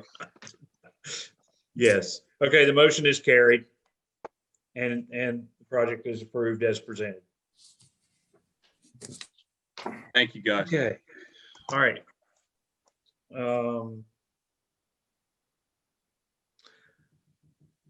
I is the next item, pre-application for certificate of appropriateness to replace siding, add windows, and renovate the front porch on a single-family detached dwelling at 2 Monroe Mr. Avenue. Chair, Yes, ma'am. we didn't catch your vote on that one. Oh, I'm sorry. All right. So we had Mike as yes, Herb as yes, Ed Wells as yes, and Martin as yes. So the motion carried. Okay, so you abstain? I did. Thank you. I'm sorry. I didn't realize you were asking what my vote was. I'm sorry. Okay. So back to I. Allison, do you have any zoning issues with I? Which was 2 Monroe Avenue. yes, ma'am. 2 Monroe Avenue. I first wanted to say that I found this application extremely easy to follow, at least for a layperson. So the only issue that I have is that the sliding glass door in the rear, I have a code requirement that says exterior doors should be paneled or have glass panels. Flush doors are not allowed. I'm sorry, So- Allison. I was having trouble hearing that. Could you repeat that? It says exterior doors should be paneled or have glass panels. Flush doors are not allowed. So I just didn't know what to do with a sliding glass door. I Is would that think a sliding considered? glass door would be considered a glass door. And a glass door was okay. Is that correct? I'm sorry? Did I hear you say that a glass door is okay? I'm just not sure what to do. It says that exterior doors have to be paneled or a glass panel. Can I consider that a glass panel? I just need help from the Historic District Review Board. I would certainly Contract. say that I would call that a glass panel. Other members? Yeah, I agree. All I right. agree. And do you, is that considered a flush door? It I would says not consider that a doors- flush door. I would consider a flush door a solid flat door with no definition to it at all. Thank you. Zoning has nothing further. Thank you. So is the applicant with us? Yes. Okay. I'm not seeing you. Maybe I'm Can you just see me here. now? Yes, there you go. Okay. Would you like to just give us an overview? Sure. I wanted to thank you all for your time. This has been quite a learning experience sitting through this and listening to you all. So thank you for your time. So we did want to take the vinyl off of the existing house and replace it with hardy plank. We found out through our insurance company that the steps that are going up to the front screen porch have to have a railing, which is something new that we didn't know until just the other day. So we would propose to do that with the same materials that are used. So it'd be a wood railing. We wanted to dress up the front screen porch a little bit. And if you see some of those pictures, it's not changing the front porch per se, but just adding in those square panels, woodworking to make it have a little bit more support so that if an animal or a young child were not to fall out of that screen, that was the primary goal there. In the large front triangle, we wanted to add a couple of windows there in the top of that to kind of give that a little bit of personality, as opposed to that being a large kind of vacant space. And then lastly, we wanted to add a window to the left, as you face the house, to the left of the window, which would be identical to the window that is inside the screen porch. And on the other side of the screen porch, there's an exterior window there as well. On the left side of the house, we wanted to add 2 windows, again, of similar product there's 2 bedrooms on that side. We wanted to add 2 windows there for more light into the room. And again, they would be use the same materials that were done previously. And then in the back, it was the slider that we wanted to add to that room. And I guess we did want to add a weather vane, if at all possible, on the roof of the screen porch.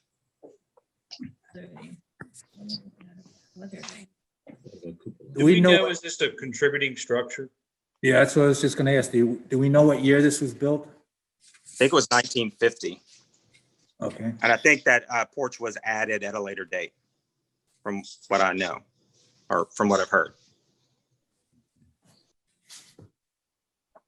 So the porch, as we see it in the first photo in your paperwork, that's the rear of the house. Is that correct?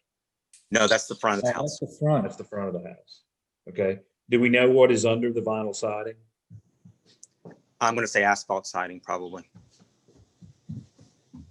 I know in one of the unfinished rooms in the back of the house, the exterior looked like it's kind of yellow asphalt shingle.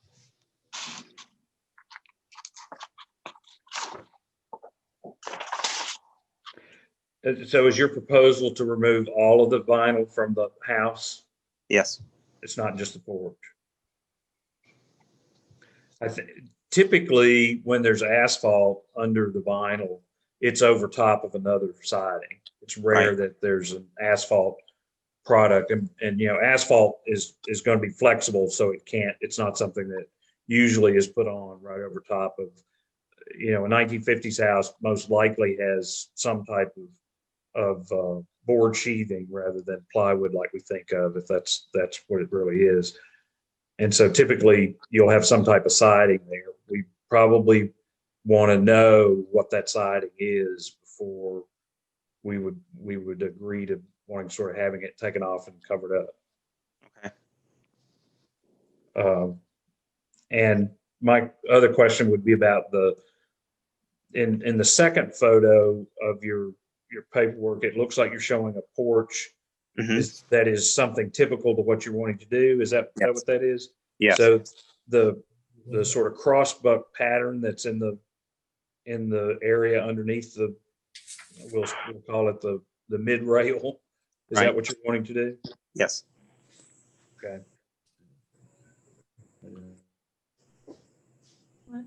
Comments from other members?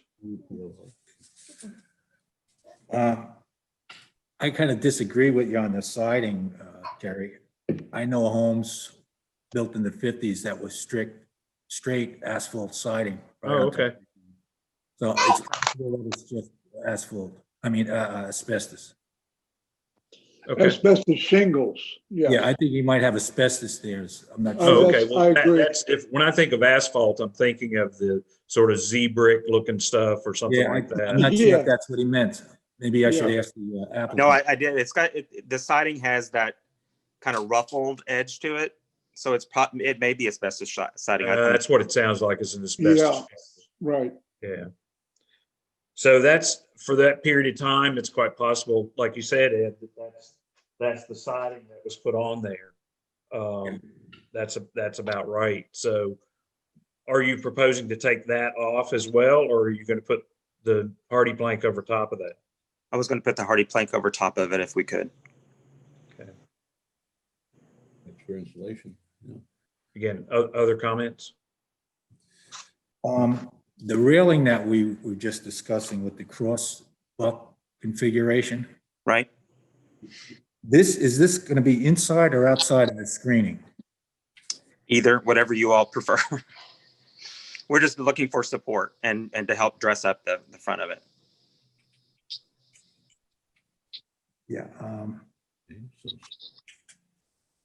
I think as far as code, you're not supposed to have anything wider than a 4-inch opening. That's not our purview, but you might want to look into that. Okay. Is that true with screen too, though, Ed? I'm not sure, to tell you the truth. But I mean, if the insurance company's asking them to put a railing on the stairs, Yeah. I'm surprised they didn't say something about balusters on the porch. They didn't. But our code, if you wanted to change the railing and the balusters, I'm pretty sure it has to be a 4-inch.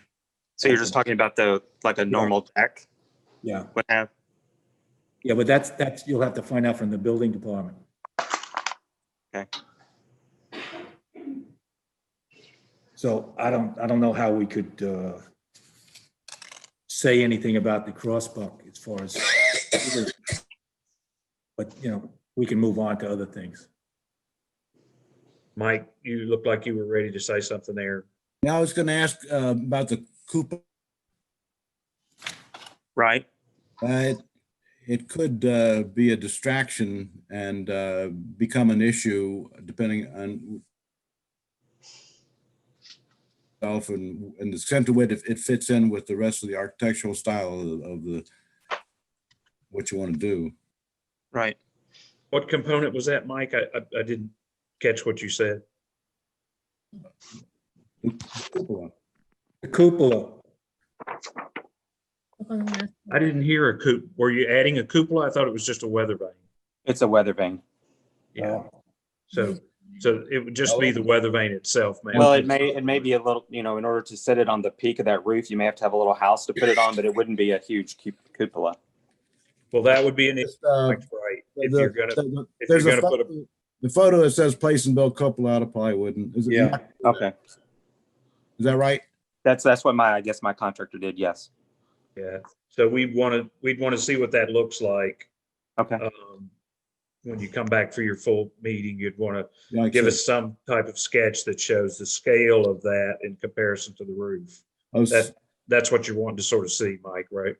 So the photo and the material though is not representative of what the final thing is going to look like. That's correct. Okay.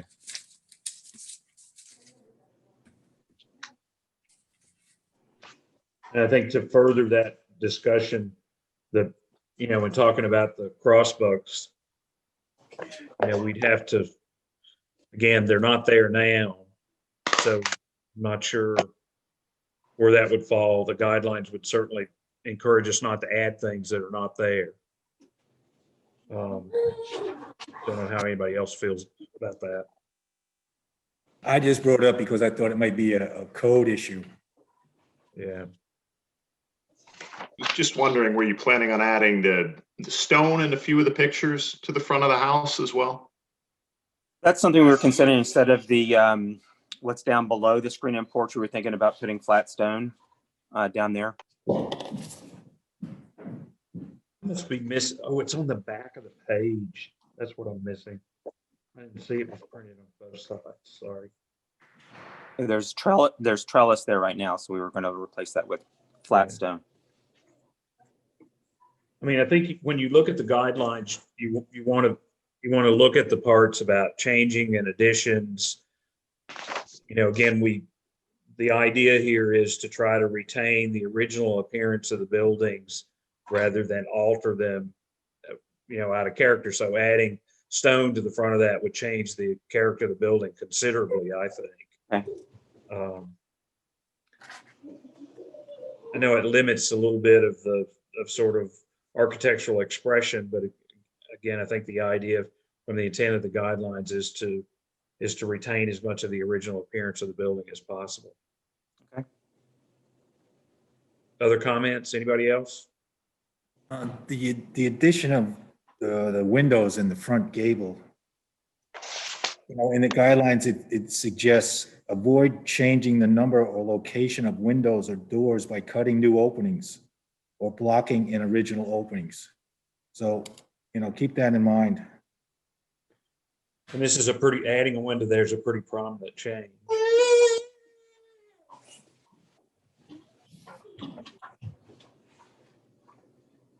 And I think if you're going to be adding windows on the side, you'd want to be mindful of our requirements that the windows have exposed grills on them, not in between the glass. I think the ones that are there have it inside the glass now. That's something you should bring to us at your meeting, is to help us make that decision. Okay. That's what's there. Inside the porch, you're suggesting how many new windows?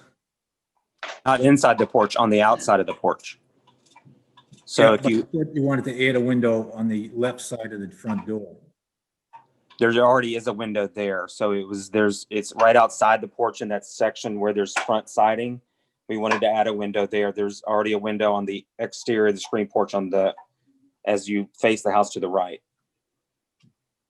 I'd suggest that you want to do just a simple plan drawing that shows where existing windows are and where you're adding, because it's difficult to sort of follow this side or that side. Would that help, Ed? Yes. Okay.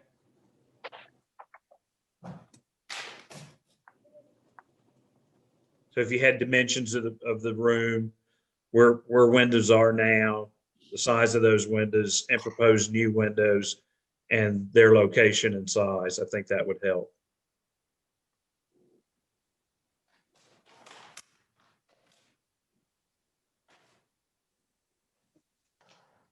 Okay, any other comments? What size, what would be the reveal on the hardy plank? Don't know that answer. The spacing? I think it would be just similar to what's already there. We were going to stay within keeping if we could. Well, I think most hardy plank is probably, I don't know that answer. I'd have to ask my contractor. Okay, you could add that on to the list of things. And our guidelines call for it to be between 5 and 7. Yeah, 5 and 7. Yeah. Okay. All right, so we consensus that we're going to provide this information and the applicant will return for a full application? Yes, that's what I think. Yeah.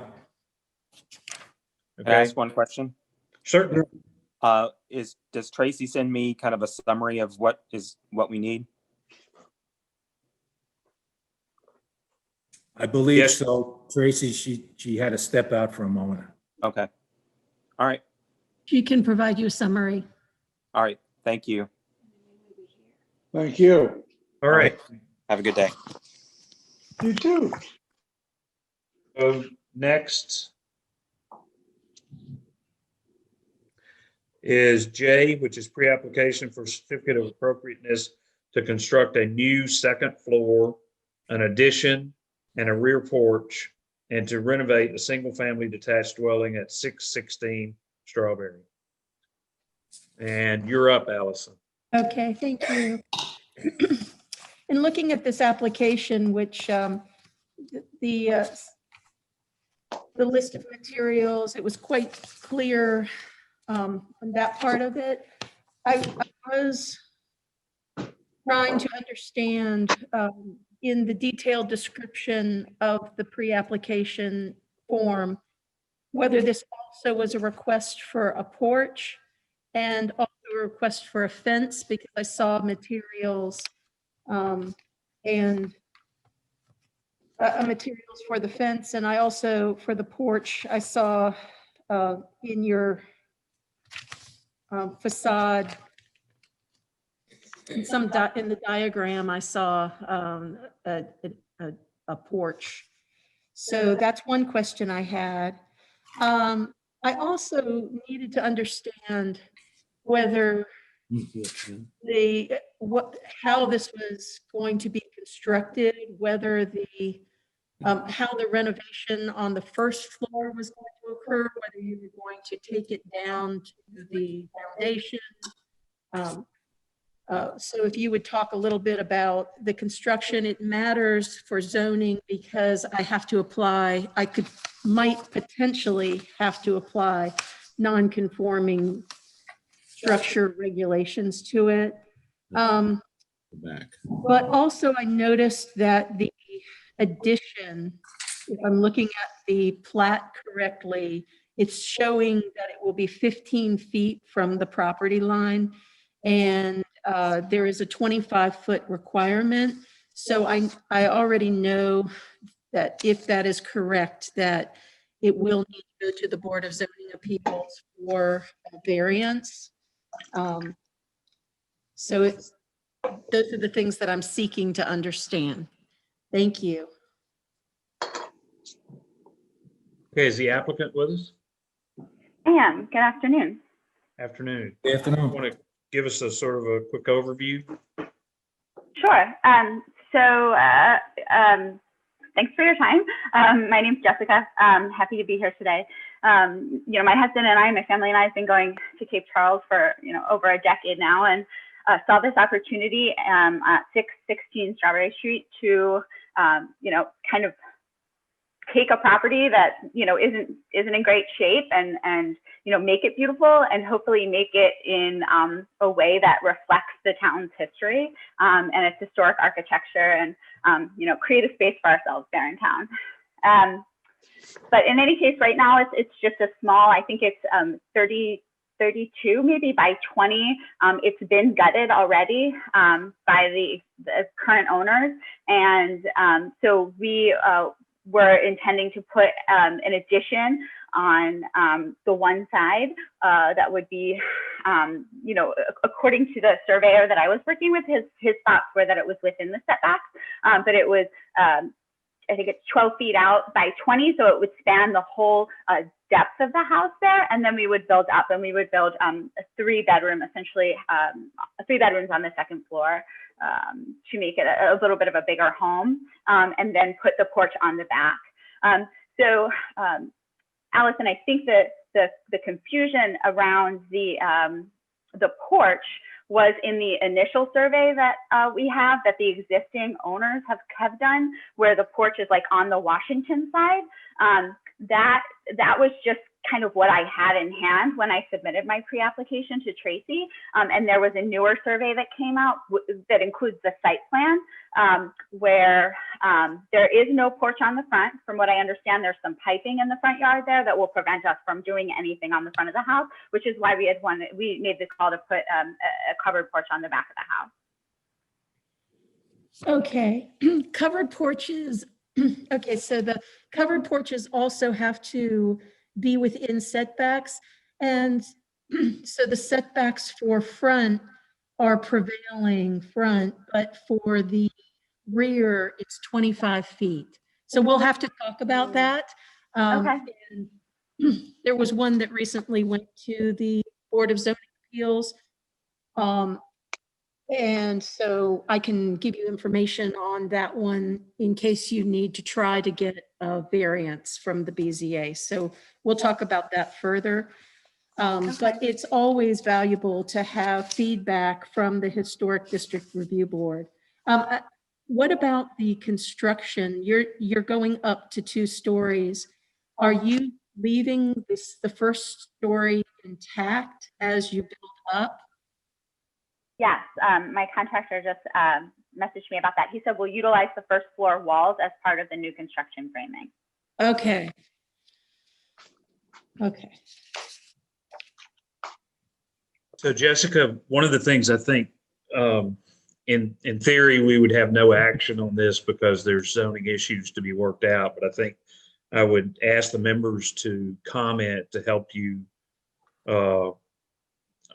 when you come back for your actual application, and I'll just kick it off with a couple of things for you.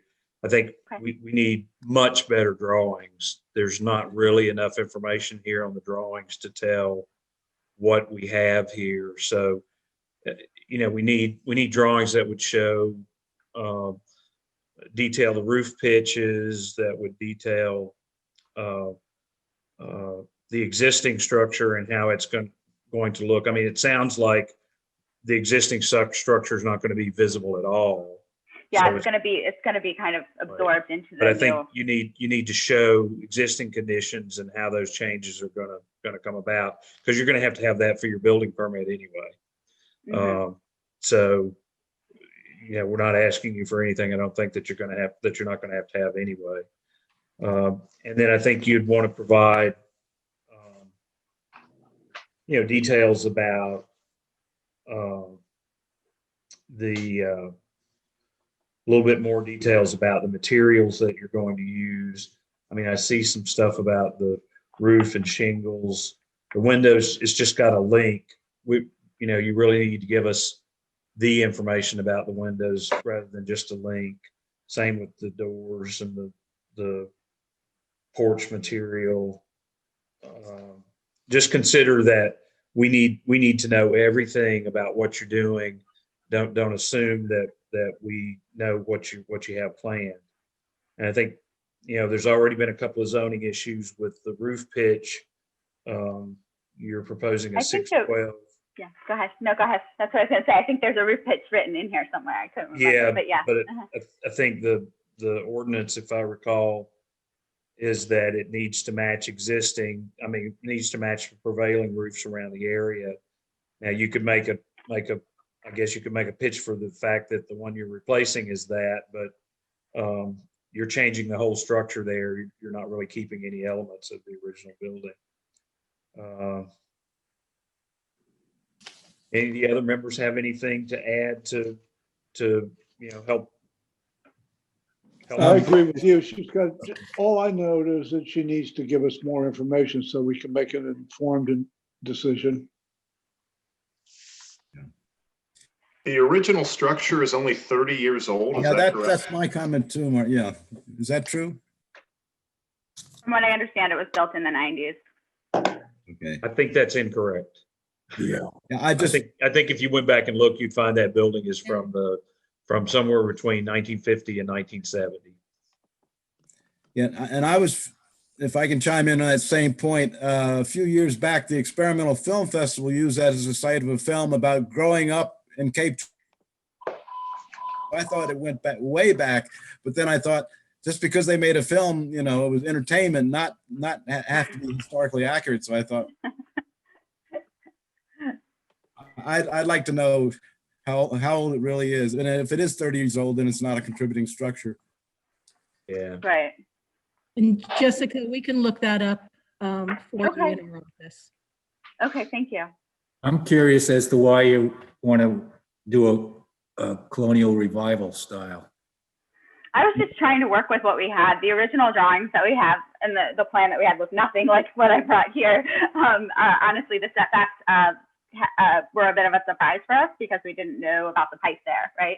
So once we really started to uncover everything, recognize what our restrictions were, you know, how can we kind of get the most out of the property, where, you know, our family would feel comfortable, you know, spending time there, and we wouldn't all be on top of each other in a teeny tiny little, you know, 600 square foot home. Generally, in most homes in Cape Charles have a front porch taking up 80% of the front facade. This home only has a front entryway. That's why I asked about the colonial revival architecture. Mm-hmm.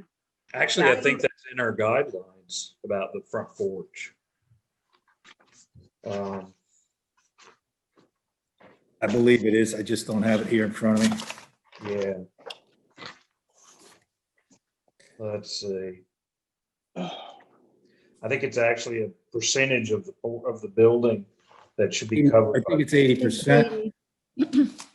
So Jessica, both in the guidelines as the chair is about to find, but also in the zoning ordinance and the guidelines, the Historic District Review Board has to follow the design guidelines. But I'm the zoning administrator and I follow the zoning ordinance. And so in the zoning ordinance, it says porches must be actually it's good news for you, first of all, but it says porches must be constructed on the front of the house and must cover at least 80% of the building facade's width. Where there is no prevailing standard, porches may be reduced to be in keeping with the house style. Well, I'm not sure actually if that's such good news, but front porches must have a minimum depth of 6 feet.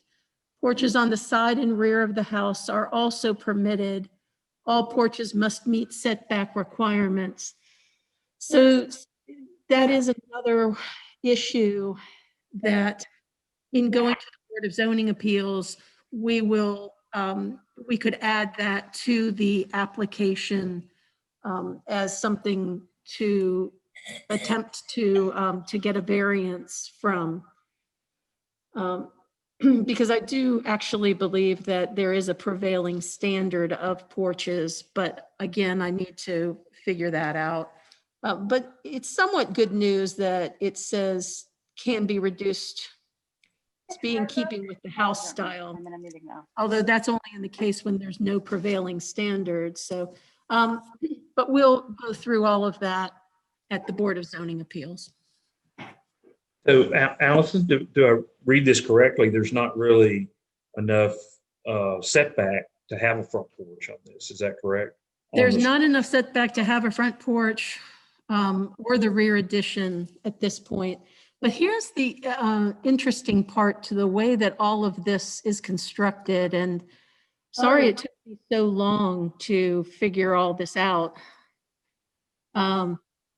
But if, Jessica, if the Coburns go to the Board of Zoning Appeals and get a variance from the Board of Zoning Appeals, they still need to come back to the Historic District Review Board. If the Historic District Review Board has in their guidelines this same standard that talks about the 80%, and the Historic District Review Board finds that they need to follow that requirement, then there's another appeal to the town council. Yeah. So it's a pretty lengthy process, but that being said, it can be accomplished hopefully over the next couple months. So let me ask a question, Allison. So if you reoriented the house and made the front of the house front Washington Street, would that change? You know, currently we would call the side yard of the house the side that faces Washington and the side that is at a right angle to Strawberry. Would that then become the front of the house, and so you'd still have a 30-foot setback, or would, if you reoriented it, put the front entrance, could you still claim that side setback at 5 feet? That's a really great question. Because in zoning ordinances, typically it will give me the requirements and typically it says that it is the smaller of the two sides, the lesser of the two sides, in which case the Washington Avenue would be it.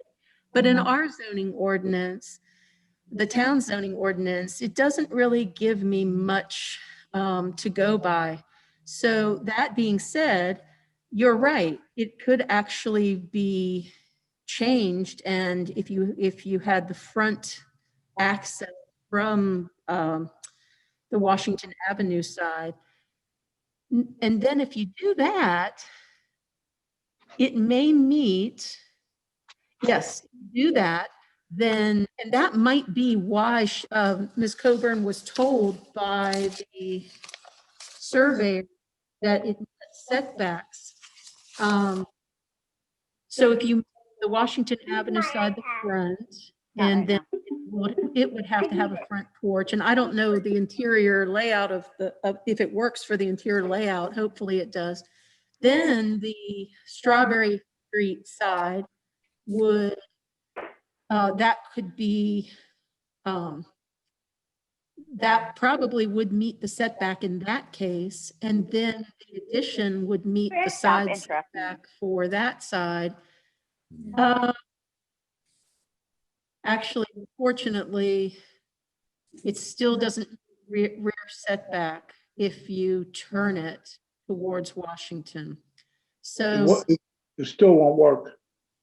right, it still will not work. Nope. But depending on how they want to have the house face, we can talk to them about that possibility as well. I think they're going to need a variance either way. I was just trying to offer you a couple other options, Yeah. Jessica. So I have a comment too. sure. Thank you. Yeah, Mike. You're talking about, Jessica, one lot, 40 by 140. Is that what you got? I think the other two, the lot was purchased years ago, and the two houses are already built and sold. So it's kind of, yeah, just the one section. One lot, yeah, because I think there were two lots, and then somebody built across the two lots and then sold one. There was, you know all about that history? Okay, good. I do. Okay. Thank you. Okay. So actually, again, Ms. Coburn, that is really great news, because the variance that was just approved, it was sort of based on the fact that it was one of those smaller non-conforming lots, non-conforming in the sense that it wasn't the typical 140 foot long lot. So we can go over that. And it's good. This, I believe, is going to be a very similar case to another case that we just had. And the Board of Zoning Appeals did approve they did grant a variance into the setback for that one. Okay. I always tell everybody I don't vote, so I can't tell you for sure, but we can talk about that issue. Okay. But that's changing the whole style of the house, if I'm not mistaken, by putting the front on Washington. Yeah, it doesn't really help anyway, because it is, because they still need a variance. So Yeah. it really does not do any. Can you change the address then? Because you're going from Strawberry Street now to Washington Avenue. I opened a can of worms. Yeah, I didn't hear the applicant state that they wanted to do that anyway. I'm just asking as a question. Yeah, so that's really up to the code compliance officer. The building official issues the addresses in this town. So that would be up to the building official to make that call. But first, let's try to figure out. What I'm saying is she's not getting her colonial revival architecture by switching it to the front being on Washington Ave. Okay. The way I see it. Yeah, I'll take it. I'll still get my complicated. thank you, Charles. That's okay. Okay, any other members have any comments or suggestions for Jessica? Just what's been stated about a more detailed plan, more details on the materials used.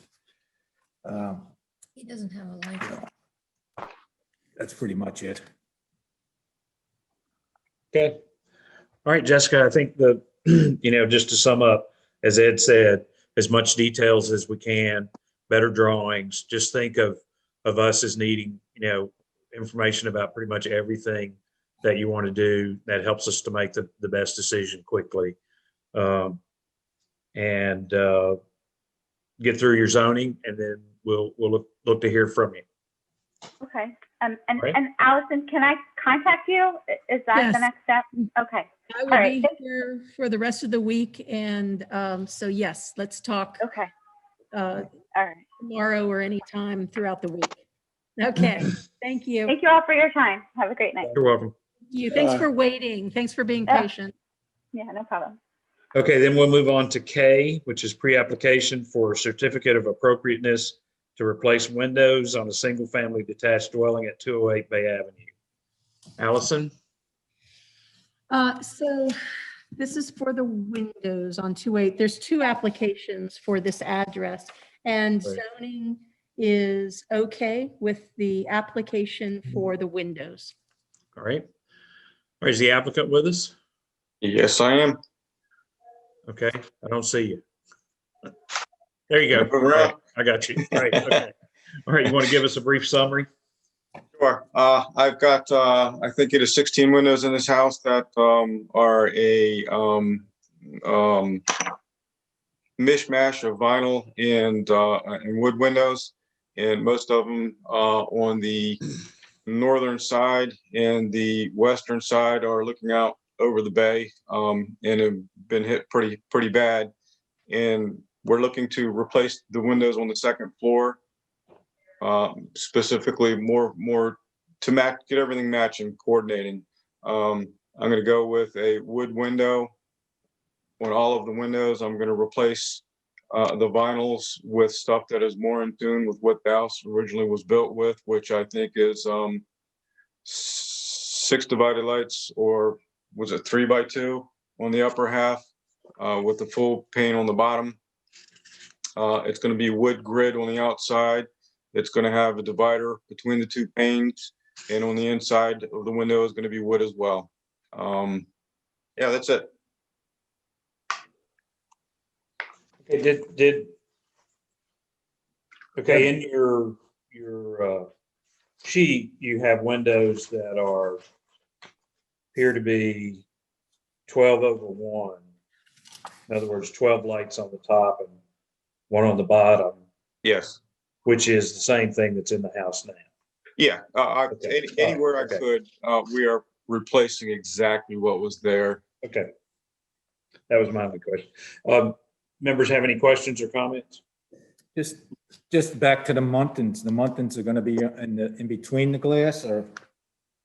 Yes, so because we're upgrading to newer technology here, and these are going to be double pane windows, I'm going to have a muntin on the outside that's all wood for the grid, a muntin on the inside. Well, I don't know if I'm using the right terms here, but I think you get my idea. Dividers between the two panes, and then we're going to have a wood grid on the inside as well. So being that everything's on the second floor, you look up there, you're going to see a divided, what looks like true divided lights, if you will. Well, it looks like a true divided light, but it's not. It's a simulated true divided light.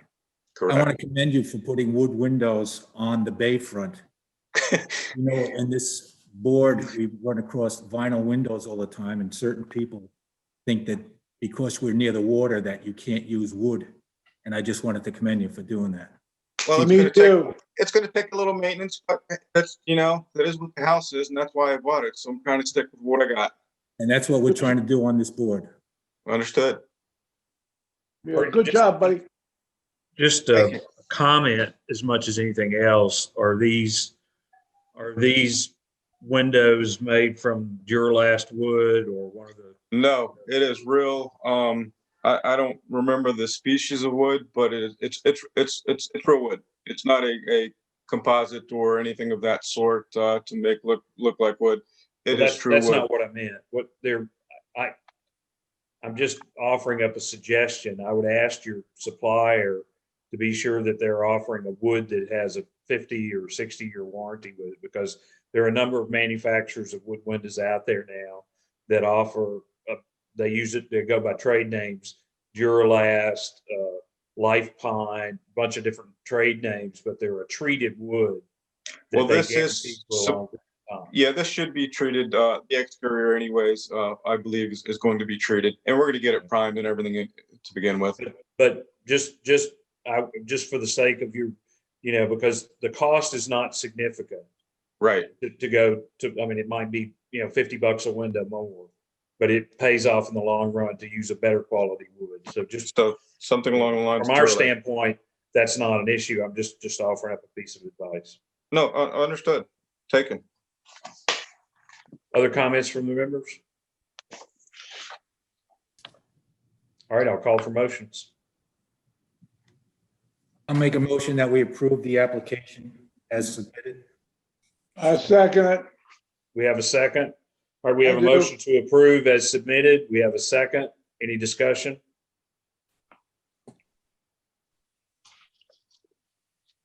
All right, I'll make a roll call vote. Mike, Yes. Herb, Yes, Ed, Yes. Marty, I'm sorry. Yes. Okay, the motion is approved.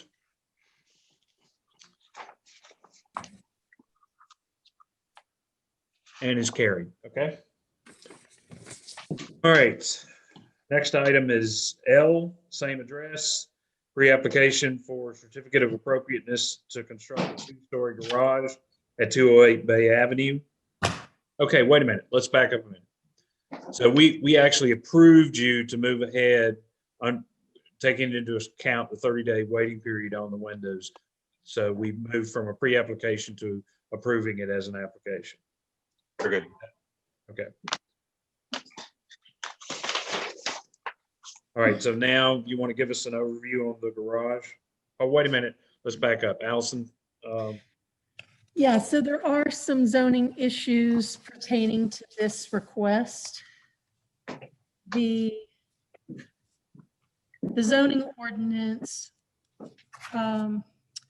has a maximum footprint for accessory structures of 550 square feet if the lot is less than, I believe, 80 feet wide. And so it appears that this structure exceeds that footprint.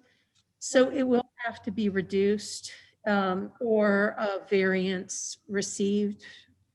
And there's also, I believe it may meet the requirement to be, if it's a two-story structure, it has to be, it can only be 2/3 of the height of the principal structure.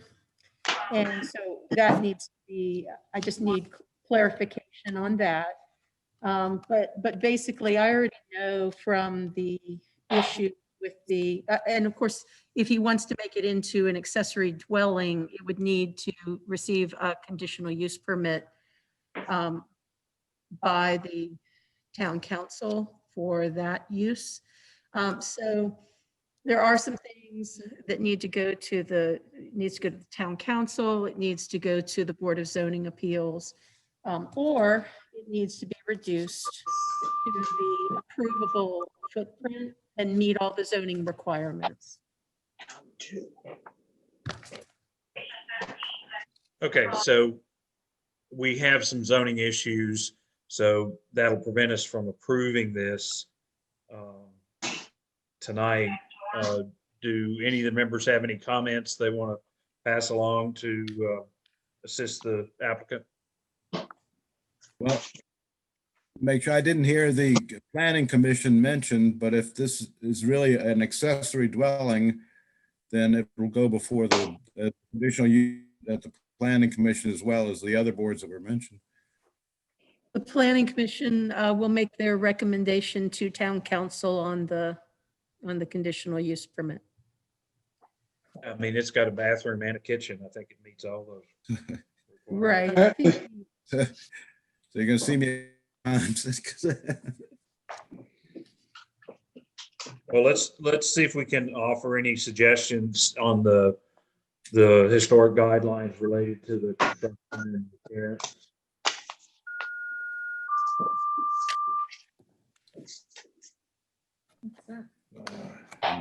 Accessory dwelling. Most of the materials seem to fall in within our guidelines. He's calling for hardy plank siding.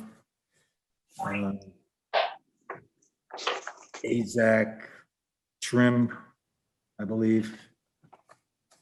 The roof pitch seems to be steep enough. It's a 12, 12, or 10, 10, depending on which roof line. Yeah. So a lot of that stuff is falling within, our parameters.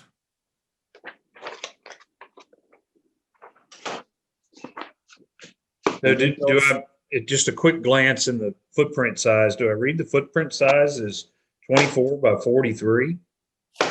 Yes, you are correct. Is there a fireplace in this building? No, but we can put one in. There's a section Yeah, I seen that too. in the application. There's a section with a fireplace in it. That must be an error. There is no fireplace in there, and there's no plan to put one in. Well, Yeah, you need to make sure that you X that out or something like that, because we don't know if items on here that are not going to be included or are going to be included. We want to be sure that the plan reflects as accurately as possible what you're going to do. It's on detail sheet D. Okay. D, David.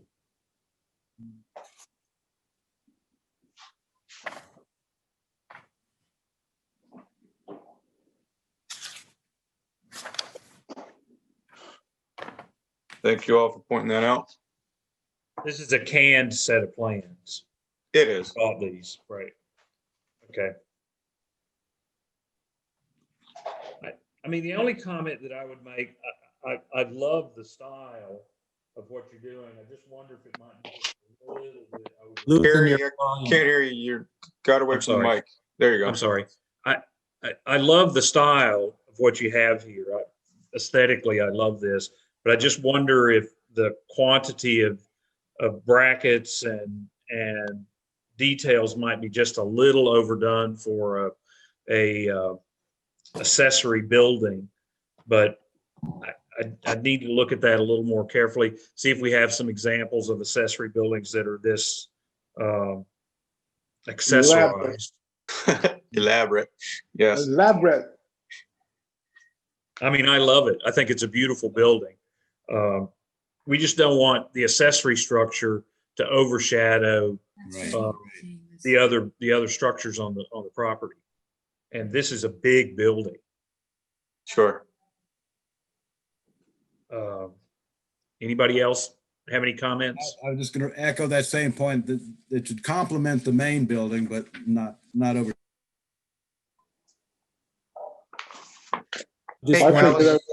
What size lot or do you have currently? I think I'm 140 feet deep and maybe, that's one of the sheets. Allison, do you have it off the top of your head? Is it a double wide lot, like an 80-foot by 140? It's a lot and a half. I know that. So it should be 80 60 feet wide. 160 feet deep and 60 feet wide. That's correct. What was the depth? That's right. 160. 159.69. Right. Got an extra 20 feet. I don't see a plat in my information. Am I just missing it, guys? Somebody else see it? No, I don't see it. There's something called a site survey with garage location. I don't see that. You don't see that in your packet? Oh, I do. I'm sorry. Yes, the very It off to first the page. side. I'm sorry. It's Xeroxed. Yeah. or Dark gray. I got 60.26 by 161.56. So Allison, do you know what part of the code you were referring to with the size of the Yes. the 80 foot and the 550? It is. There's two sections. Section 4.2 E All right. has 13 requirements for an accessory building. And then for an accessory dwelling, you have to add, it's in the same section, 4.2, and you have to look at J for accessory dwellings. All right. And I actually should clarify that the height is 2/3 the height of the principal dwelling, or 24 feet maximum. it's 24 feet, whichever is Lesser. less. And I noticed that your plans are about 7 inches. They need to be reduced by at least that much, but we, at least down to 24, but until we know the height of the principal dwelling, it's whichever is less. So we'll have to figure that out. I think it would be helpful if we had an elevation of the house as a comparative elevation to the structure too. Well, dropping my tape measure, I got to 38, but I don't have any other instrument to put out there. 38 is what? I'm sorry. That's the height of the main house. And this one is what? The garage is 27 feet for us, 24 feet, 7 inches. So it's 7 inches over the 24 feet. Okay. I think some elevations would be helping us to evaluate the design. I think, to me, again, I'm going to look a little more carefully in town to see.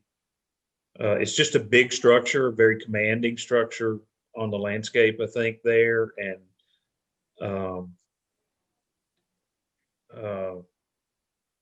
think you want to think about possibly making it less of such a commanding feature, because it's really going to overshadow the house, and that's a hard thing to do with a house the size you already have there. But this looks like your focus of your attention is going to be on this rather than the house. I don't know. Anybody else have anything else to add? No, I agree with you.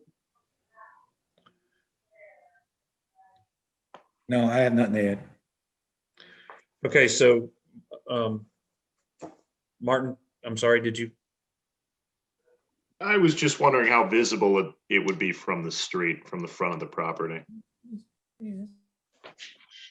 So it looks like it's, visible straight through. One looks like almost half of the width of it is visible from the street. I don't know, maybe the applicant can shed some more light on that. Well, I can tell you on the on here 208 Bay, right next to me, they built a house, I guess about 3 years ago. That pretty much came right up to the property line at 5 feet, and I think I am off that property line with this house. Well, I don't have to think, I can tell you. I'm 12 feet off the property line, so there's a corridor that you could look into the backyard and see the proposed garage that I'm putting out there. So, I mean, that's going to be the extent of what you're going to see, but that house is 2.5 stories, as is mine. So it's going to be a narrow view. I'm not going to see from that house much of out towards the bay either, if that helps you to see in any fashion what would be visible. And one of the things that we did with the peak of the roof is we're trying to, because the main house has such a high peak, I was trying to keep with that peak, but in doing so, the garage height just really was up in the 30, 32, which was way beyond anything that I knew would be acceptable, even at the 2/3. And then once I found out about the 2/3 and the 24 feet, I figured, all right, we brought the roof pitch down and got it down to 24 feet, 7 inches. And with that, I kind of knew that was going to be something, and I was going to look the other way and hope that didn't get seen. But at the same time, because it's just the peak, I was actually going to probably go for a variance once that did get picked up, because it's just the peak. It's not like I'm putting a flat roof up there or a very small slope. So I was hoping that, 7 inches is triangle up there above that minimum line. But my other option is I'll sink the foundation farther into the ground, but keep the floor height, the height between the different floors the same. Different ideas for me to get through some of these things. All right. The maximum square foot, you threw me off, Allison. I did not expect that one. Didn't know that was out there. Other comments from the members? Okay, so we'll look for you to get through your zoning and then come back to us. You've had some comments from us about things that we'll be looking at. Hopefully that was helpful, and we'll see you at your full meeting. Very good. Thank you all. You're welcome. Thank you for being patient. No problem. Bye. Y'all take care. Bye-bye. Okay. Next one is M, pre-application for certificate of appropriateness to rebuild a chimney on a single-family detached dwelling at 203 Madison Avenue. And Mr. Chair and members of the board, this is a zoning violation. It was found by the Historic District Review Board and staff. And there was a stop work order put on this property.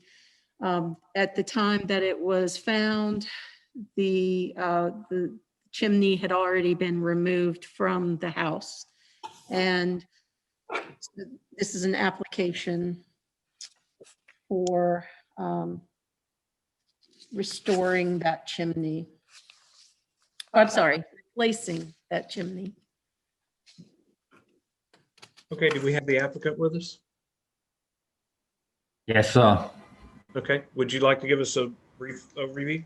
Yeah, so we've been looking at trying to buy this house since August of last year. And when we bought it, we were definitely under the impression that the chimney was in severe structural failure. It was leaning away from the house. We looked into heliocentric piling to push it back up, but we were advised that that was just going to be a stopgap. And so our intent was to remove the chimney because we were concerned with it falling on 201, and then we were going to replace it with a like structure. So what are your intentions? To replace it as was. Okay, so would that include all of the details that are on the photographs? So the chimney would be exact, the tiling on the chimney. Yeah, first, let me apologize. We looked at 818 and we saw the substantial alterations and went, oh, okay, so it's not a substantial alteration because we're replacing with like. And then when we got the stop order and read further, then we're like, oh, sorry, okay, so we are. But like I said, there was severe spalling in the foundation, and that was a big concern. We got like serious mortar deterioration in there, which was just, that was our concern was with the safety and with it collapsing onto 201. Okay,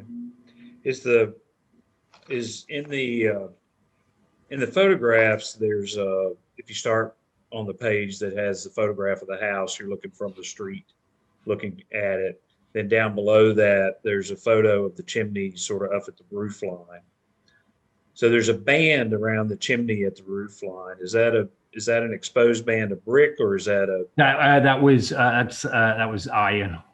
Iron. So I think that's what was. I sort of thought that might be what it was. As somebody's attempt. Yeah. No, that was what was tying. Well, and that was contributing to to that lean coming off. I think that there was deterioration with where that was being attached inside, and then the foundation was in such bad shape that that's I think it was more a case of when it was gonna go as opposed to if it was gonna go. So, do you still have the bricks from the house? Yeah. We that was one of the things that we wanted to do, and to maybe reuse those because when we bought the property, there's a lot of damaged brickwork around the front and in the pathway. So if we were looking to reuse it, I don't think we're going to be able to reuse it for the chimney itself, just because of its age and its general deterioration there.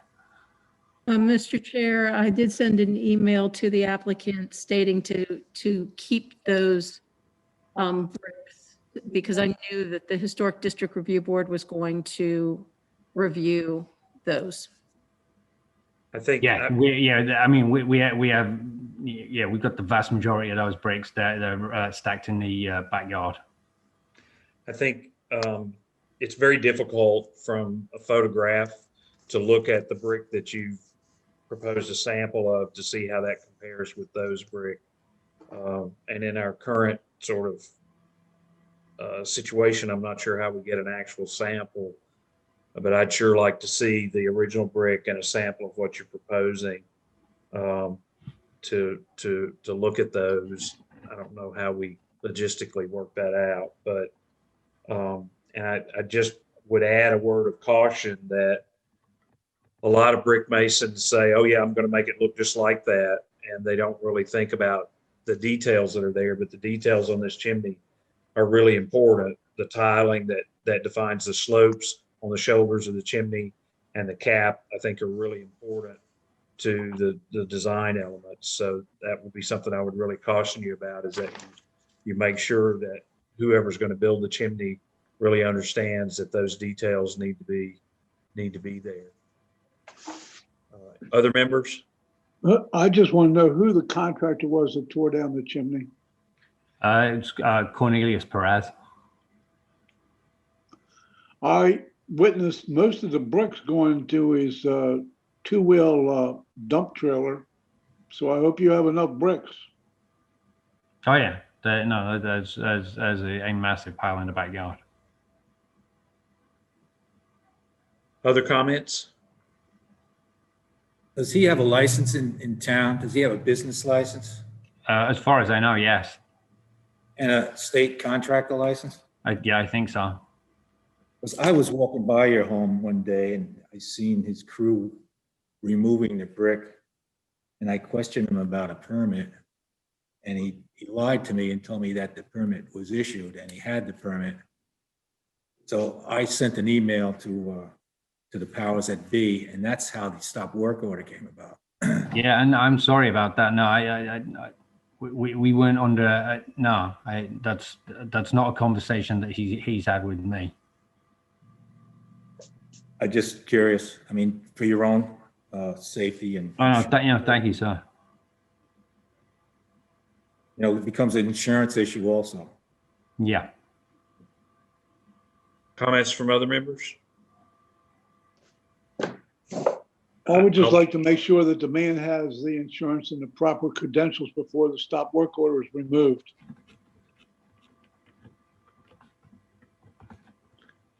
Just out of curiosity, Allison, what's involved in getting the stop work order removed? The stop work order for zoning is going to require a certificate of appropriateness to be issued by the HDRB. And is there not a requirement from the town for a permit for building a chimney? And I'm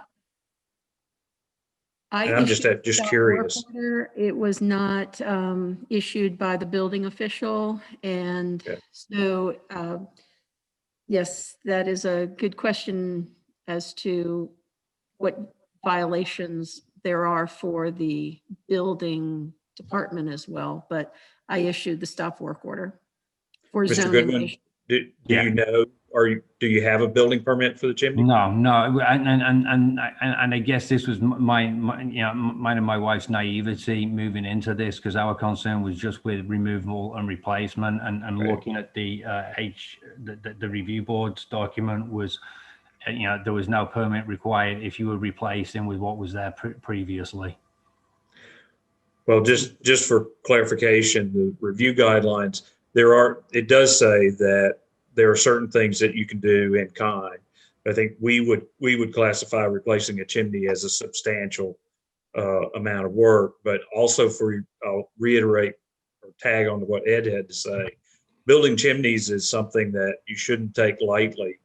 And Yeah. you want your building inspector to inspect that, because they have multiple inspections that they're going to do during the process. Your foundation is going to be inspected, your firebox is going to be inspected, and your throat's going to be inspected. And those are really important for your own safety. So I would make sure that I feel like Cape Charles will require you to have a permit, but I would make sure that your contractor not only has a permit, but gets those inspections.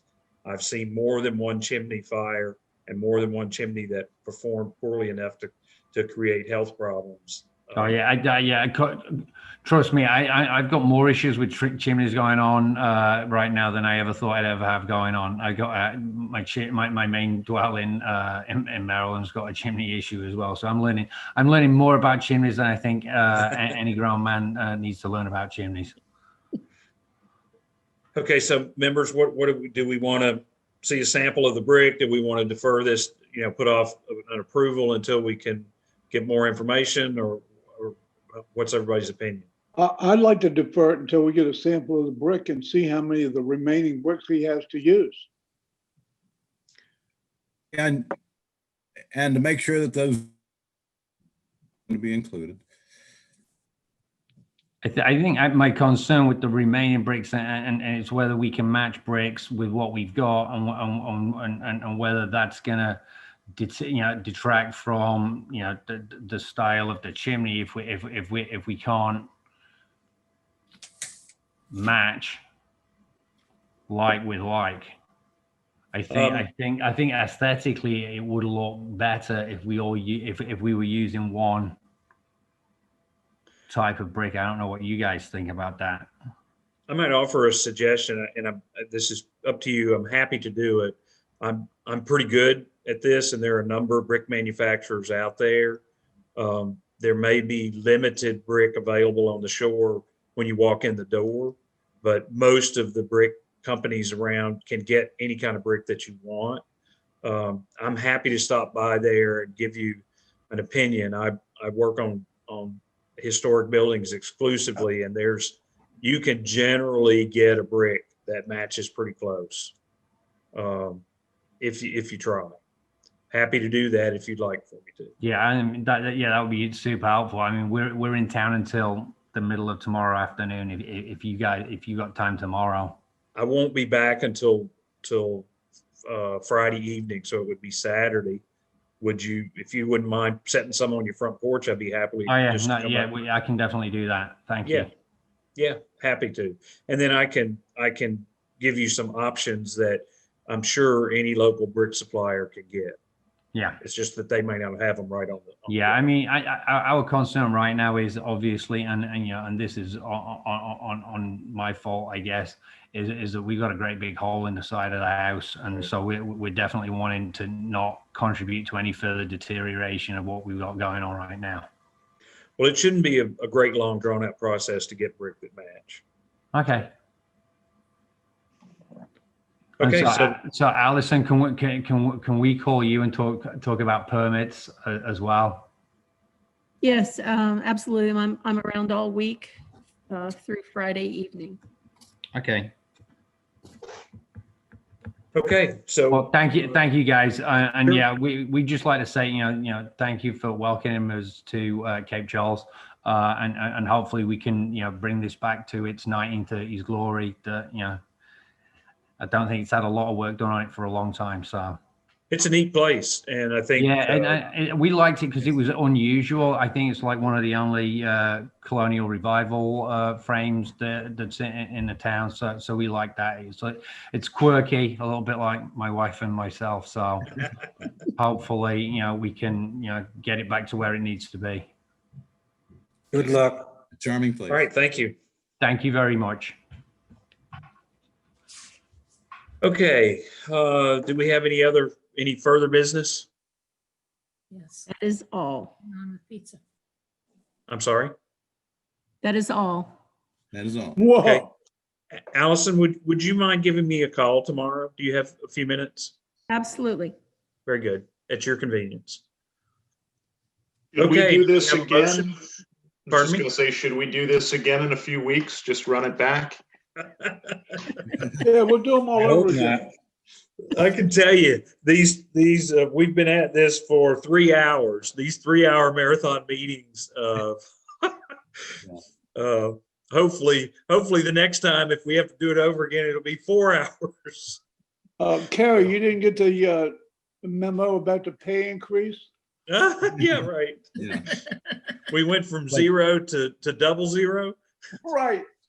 But I think there were very few digressions. I think we were really trying to help the applicants with in the best way possible. So Yeah, maybe we won't get here's the overridden. time. Yeah. Okay, do we have a motion? I'll make a motion, we adjourn. Okay, we have a Second. motion to second. Second. Okay, all in favor, I'll take a Aye. poll. And we'll start with Mike Yes. and we'll, Herb, Yes. Ed, Yes. and Martin. Yes. Okay, we are adjourned. Thanks, everybody. I know it was a Thanks, long Gary. meeting. Thanks, Thank Ed.